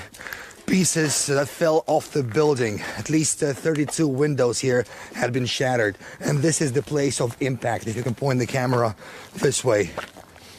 Right next to the kindergarten. Thankfully, it was done overnight. No kids were here, no teachers, so nobody was hurt. But you can take a look all around me. This is a heavily populated residential area. There are people living in each and every one of these houses. And I can see absolutely no military positions here at all, but the front line is located not very far away from here. But this place in Donetsk is being shelled throughout the 8 years since this conflict existed. Roman Kozyrev, RT, Donetsk. Let's give you some information now from the officials in the Donetsk republics. They're saying that local militia groups have seized settlements around the city of Nikolaevka. These are images from there. They also claim to have taken 2 territories on the way to Mariupol, as well as nearby roads. But the Russian Defense Ministry says Ukrainian nationalist fighters are using truck-mounted mortars to fire back against the Russian soldiers. The nationalist battalions use so-called Bandera cars, which have increased off-road capability and are equipped with large-caliber small arms or mortars. Let me remind you that this tactic is used by international terrorists in Syria. Let's show you a map right now and bring up some colors to give you an idea. Red and blue on this map, these are the so-called Donbas republics, according to their borders. And of course, as you well know, recently recognized independently by Russia. That's basically how we got to where we are today. The Russian Defense Ministry has just announced new developments, saying Luhansk forces have retaken territory from the Ukrainian army, but this is 46 kilometers beyond what was the contact line. And as we understand, Donetsk forces have pushed forward by 10 kilometers, so they are pushing forward into Ukraine. Meanwhile, the Russian President, Vladimir Putin, he's alleging that Ukrainian radical nationalists in the army are using civilians as human shields by deploying heavy weapons in densely populated areas. Again, this is according to the Russian president. Ukrainian radical nationalists are deploying heavy weapons, including multiple launch rocket systems, right in the central areas of large cities, including Kiev and Kharkov. They plan to provoke a response from Russian strike systems on residential areas. In fact, they act in the same way as terrorists do. They hide the truth in the hope of blaming Russia. It is reliably known that this is happening under the direction of foreign consultants, primarily Americans. Likely that Putin is referring to this right here. It's the first verified photo of a Ukrainian artillery squad. Apparently that is right in the middle of a residential area. A Russian Defense Ministry spokesman says the Russian side won't be drawn into provocations. He says the Russian side will not attack heavy weaponry inside cities. Meanwhile, Ukraine has scrapped the age limits for army entry, banning all men between 18 and 60 from even leaving the country. Ukrainian authorities are also issuing guns to any citizen who will stand and fight. In the Kiev region alone, it's reported that more than 10,000 rifles were handed out to volunteers. And in the northern city of Chernigov, its mayor is calling on citizens to take up weapons. Fellow citizens of Chernigov, I have urgently addressed you. We need to prepare for fighting on the streets. That's why anyone who knows what I'm talking about, prepare lighter fluids. Another thing, committed citizens, guys, I'm asking you to proceed to the dislocation center of territorial defense. Well, as some might say, desperate times call for desperate measure when it comes to handing out weapons to civilians who are ready to stand and fight and protect their independence. We spoke about this with Charles Shoebridge. You give out weapons to anybody that offers to use them against somebody is probably quite a reckless policy. It smacks of desperation, of course, but the problem comes when weapons are given out freely. First of all, you're giving it to people who may not be properly trained in how to use them in the first instance. And secondly, you've got an issue that you've only got it on trust that those people are going to use those weapons against the invader. After all, they could be going to absolutely anybody. Once you introduce those weapons freely into an environment, a theatre of war, you cannot keep control of those weapons. Well, as we are trying to field reports from all sides in this conflict, we're now getting news in of shells reportedly falling in Russia's southern Rostov region. Our correspondent Donald Corter reports from the area. The Ukrainian military just fired 3 mortar shells at the Russian Federation to Rostov region, where I'm located right now.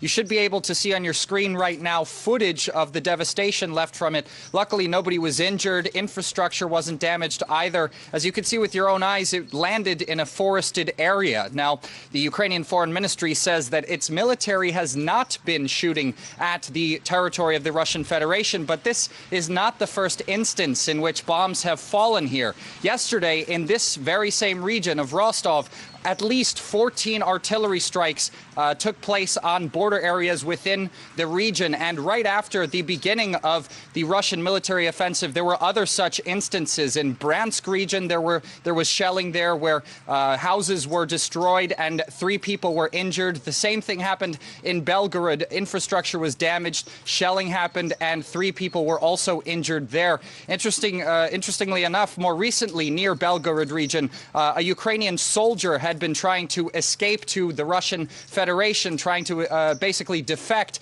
and neo-fascist groups there that had their hands on artillery batteries had fired at him and unfortunately killed him and injured another serviceman in the Russian Federal Security Services as well. Now, because of this violence that's actually been happening on the Russian Federation, the authorities have taken measures. They've closed down Russia's southern airspace. Basically, there's going to be no flights out of this area until March 2nd. That's at minimum. That can be extended. There's 12 airports in Rostov region alone that will not be having flights until after that date for now. Another thing they've done is close down all the schools that are located in border regions that border the Donbas People's Republics. We have to remember that there are at least 3,000 children from Donetsk and Luhansk alone that have left, that have evacuated that region to the Russian Federation and are connected to educational institutions in these border regions. So that's another task the Russian authorities now have on their hands. What are they going to do? Where are they going to put them so that they can make sure to continue their education?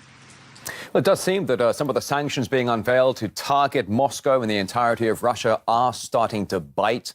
As we understand, France says it has intercepted a Russian vessel in the English Channel, reportedly on suspicion of sanctions violations. Of course, as I was saying, it comes after the EU has been hitting Russia with a fresh raft of punishment over its continued military escalation in Ukraine. We discussed it a short time ago with our correspondent, Charlotte Dubinsky. This cargo ship was seized at around 7 a.m. local time here on Saturday in France. It's a cargo ship called the Baltic Leader, and it is apparently on a list of companies that have been sanctioned by the US as a result of that Russian military action in Ukraine. Now, we understand that originally the cargo ship was pulled over by the French officials because they wanted to check documentation. However, it then emerged that it is on that sanctions list, and as a result, the boat was seized and taken to Boulogne-sur-Mer, which is the largest port here in France, just down the road from Calais, its better-known cousin. 19 crew on board. We understand that they have been allowed to disembark from the cargo ship, and they are allowed to move around freely. Now, the Russian embassy here in Paris has sent a note to the government requesting more information, and it says it will do all it can to protect the rights of those sailors on board the 19. Now, for the moment, we don't understand, or we're not aware of what cargo that ship may have been carrying, but we do understand that the reason it was pulled over is because this ship belongs to PSB Leasing, which apparently is on the US sanctions list. Now, for the moment, the cargo, if there is any cargo, and the vessel itself have been seized, and the future of that will be determined now by a French court. Well, as the various forms of punishment continue to impact Moscow, a number of countries are closing their airspace to Russian airlines over this crisis. Among them the UK, the Czech Republic, Poland and Baltic nations. Moscow has responded with what it likes to call tit-for-tat measures. Well, the EU, US and UK have all agreed to further tighten the sanctions pressure on Moscow after talks in Brussels. Let's get the latest now. Here's RT's Paula Sleer.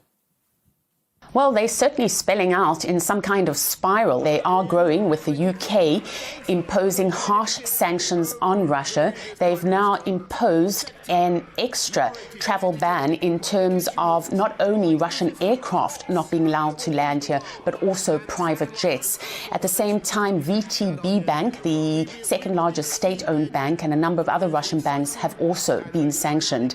The UK is no longer accepting visa applications from Ukrainians who are stuck in that country unless they have close family here in the UK. And the Belarus ambassador to London has been summoned and told that new members of the ruling elite are also to be sanctioned for supporting Russia's military moves. The opposition leader has said that more sanctions are necessary, as one of the members of parliament from his party has started receiving death threats for criticising and speaking out against NATO expansion. The Prime Minister, Boris Johnson, earlier recorded a Twitter video in which he called for an end to what he has termed a crisis. It was also an opportunity for him to show off his knowledge of the Russian and Ukrainian languages. Putin's actions are leading to complete isolation for Russia, shunned by the rest of the international community, hit by immense economic sanctions, and facing a needless and bloody war that is already costing countless lives, from innocent Ukrainians to your Russian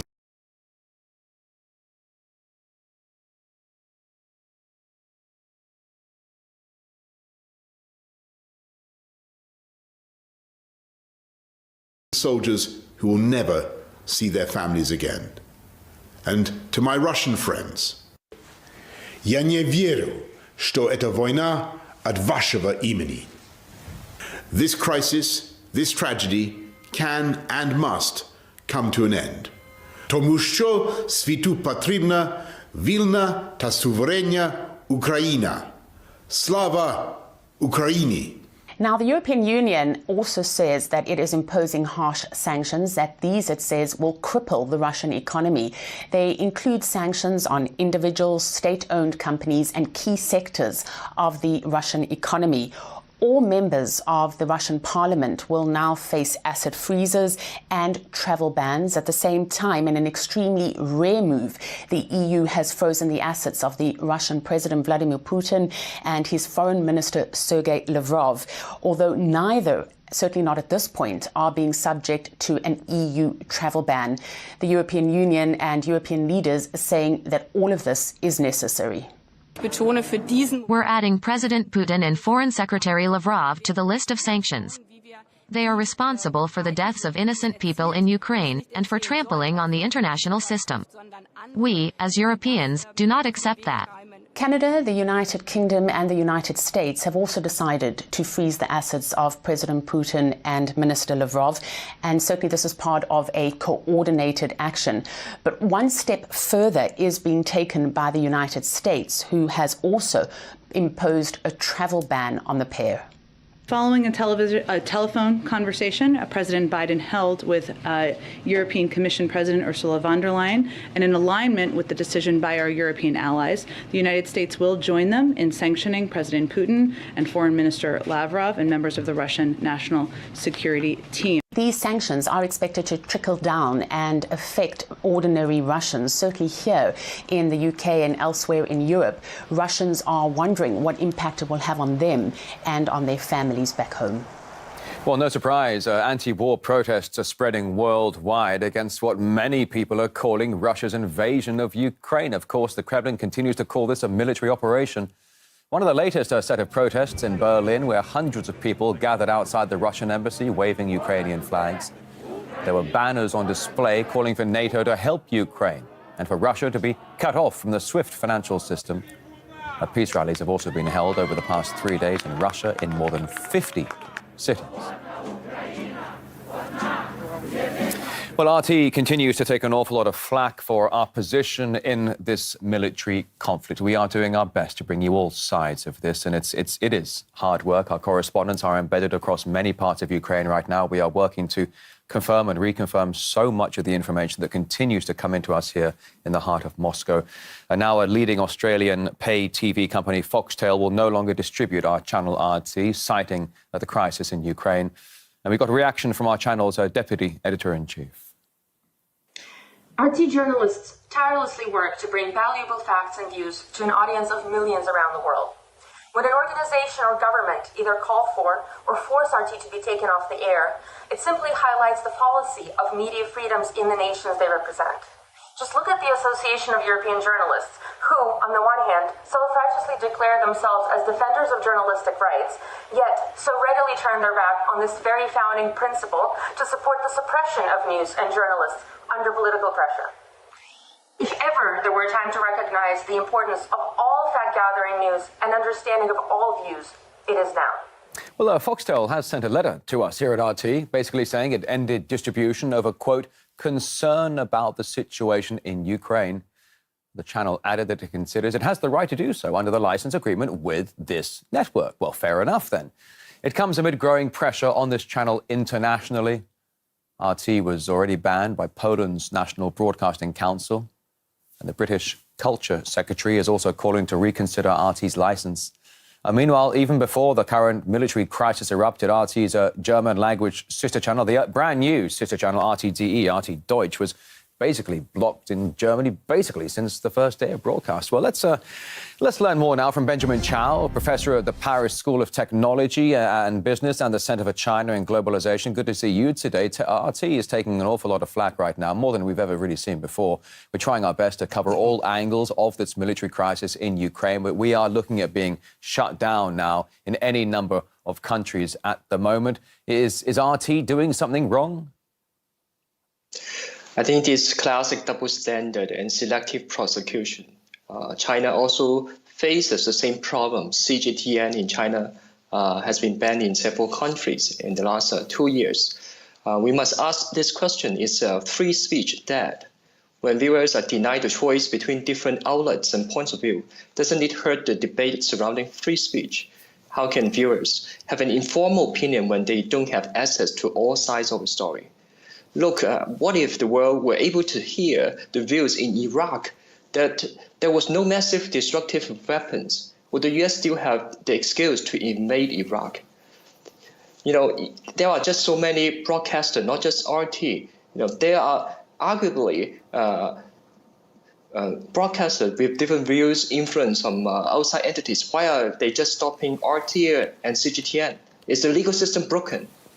Well, look, I mean, it is fair to say, and I've been with RT for 12 years now, it is fair to say that we do push back on the mainstream narratives. Our mantra is simply question more. But when we do that, it does seem to get this channel in a fair amount of trouble. Some would say you're doing the right thing, you're ruffling feathers. Some would say you're doing the wrong thing. Do you expect more international bans on this channel that a lot of people out there call Putin's channel? I think any such banning decision must be highly cautious, because there could, trigger some reciprocal actions from the other side. Stories are complicated, and some of the truths will only surface many years to come. It is important to hear different views, and the world audience is highly sophisticated now. paper cannot use to cover fire. And this particular situation of Ukraine right now seems to be the first ever situation, warlike situation, in which it is being broadcast by netizens through TikTok and Facebook and whatever. So it is very hard to hide any truth anyway. So that would force RT and any broadcaster to be more fair in covering the story. So well, sanctions are coming in. Sanctions are coming in, not just against RT, but of course against Russia for this military aggression in Ukraine. We're seeing this military crisis right now. Benjamin Chow, we appreciate you joining us. Thanks very much for your time. Thank you. Thank you. Well, we are fielding just about every angle here of the conflict on RT International. We appreciate you joining us for this hour's programme. Keep in mind, if you want to see some more of the footage, and that is a lot of it violent and tragic that's coming out of Ukraine, you can check out RT's Instagram channel. RT.com has basically been cyber-attacked now for the past few days. It's quite difficult to log on to RT.com. We wish you the best of luck if you are logging on there. For the meantime, though, the news will continue at this channel. Daniel Hawkins is coming in very, very soon. He will take you into the evening hours here in the Russian capital. Of course, as we keep our eyes on the conflict in Ukraine, our thoughts and best wishes are for all of those who are caught up in this conflict.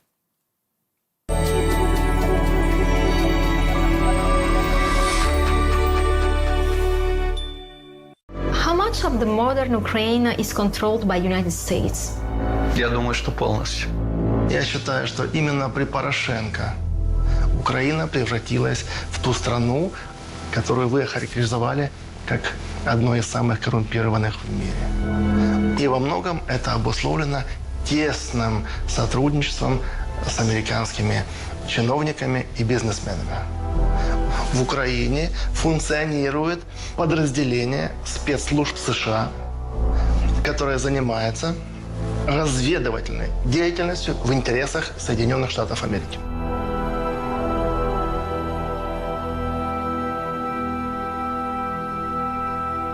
Please join me in welcoming George Soros. Soros had a very, very big NGO in the Ukraine. And the theory of the NGO, it's really brilliant. The theory of the NGO, and he had them in other Eastern European countries, was to help the country deal with corruption. Because all these countries in Eastern Europe have a corruption problem. We know that the NGOs are utilized by the State Department. So completely. State Department, NGOs, now Soros. The ambassadors that are controlled by Soros, of which there are about 4 or 5, do not give money directly to the country. They do it through NGOs. The money goes to them, and then they decide how to split it up with the country. And Soros controls a lot of those NGOs. Now, when it comes to Ukraine, their GDP is under $2,000 a year per person. And Soros wants to run it. Europe needs to get its act together and be more active in helping Ukraine fight for itself. He convinces the country that they're so corrupt they have to establish a special prosecutor. They take all the corruption cases away from the Attorney General. In Ukraine's case, it's the Naboo. Right. So that sounds great. I mean, it's a perfect Bill Clinton. I feel your pain. Here's what they do. The minute that got established, Lukashenko testified that he was called over to the American embassy and he was given a list by the poor martyr who testified the lying. Marie Yovanovitch. Everywhere Marie Yovanovitch went turned bad. She started off in Somalia. How did that go? And she's just completely owned by Soros. Well, it's very intimidating. And she gives him a list, and he's got to drop 4 cases right away. And one of them is the case against Soros's NGO. The policies followed by Ukraine have to be Ukrainian.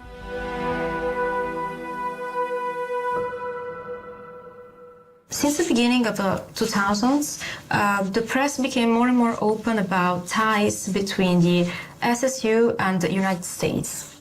In particular, there were rumors about offices of CIA in the SSU building. Are those rumors real, and do this office still exist? Я не имею документа о наличии офиса ЦРУ в структуре СБУ. Я не вижу необходимости ЦРУ иметь офис в структуре СБУ. Посольство Соединенных Штатов и так контролирует все отрасли в Украине. Напрямую НАБУ, полностью систему нефтегаза, топливно-энергетического комплекса.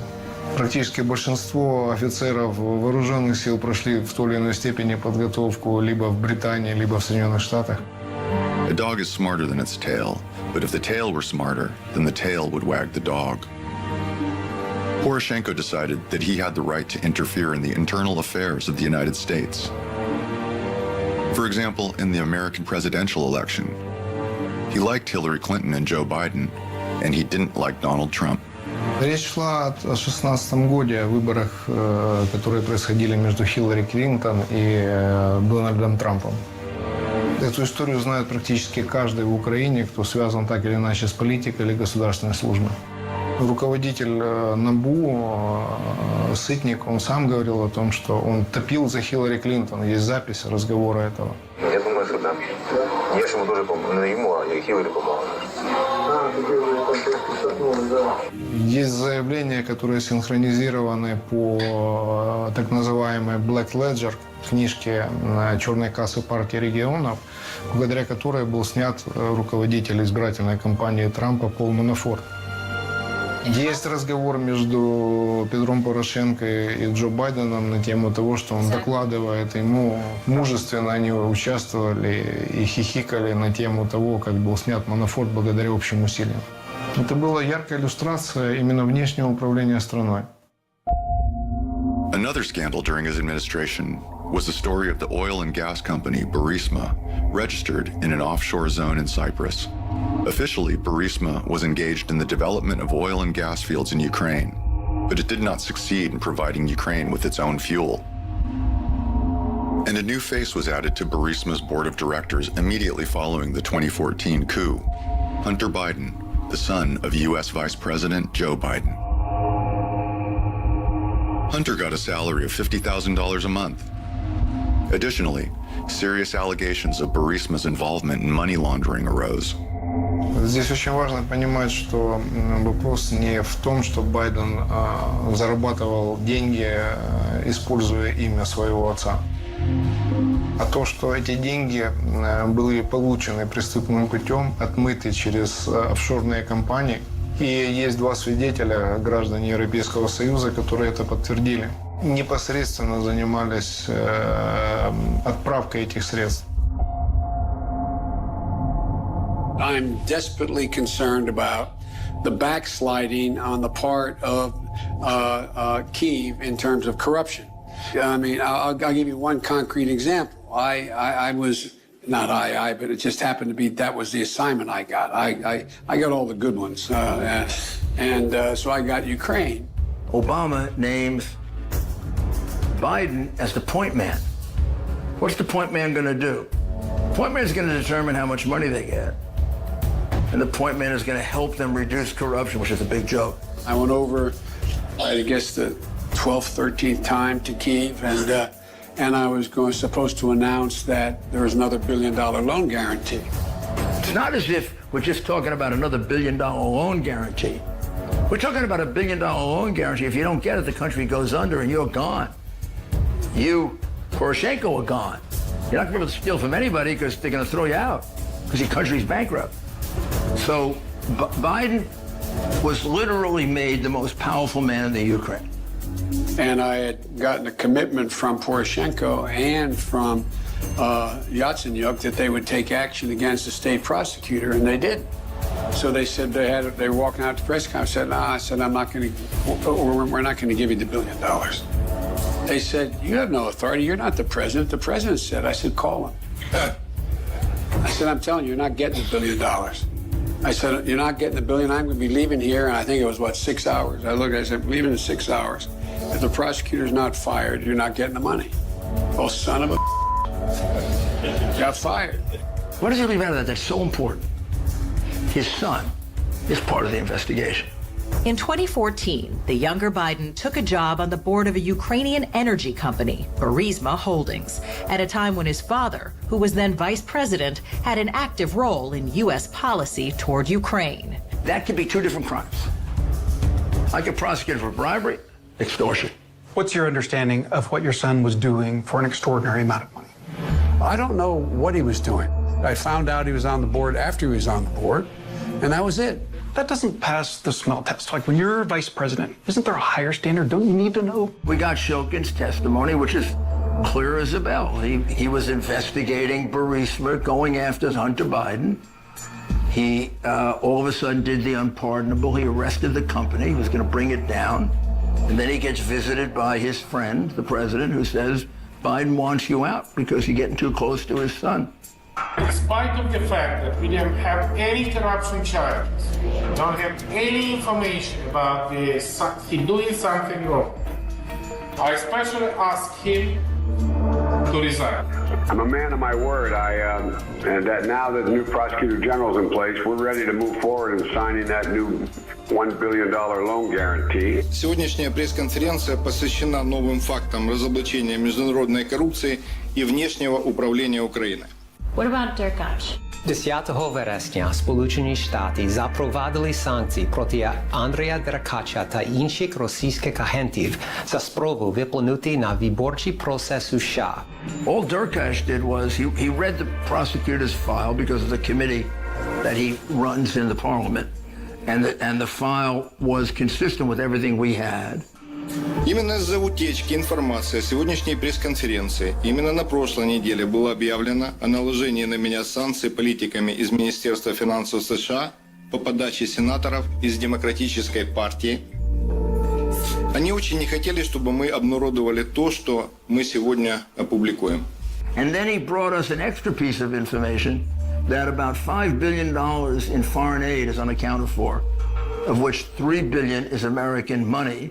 And a lot of it is not being investigated because it goes through NGOs, many of which are run by Soros.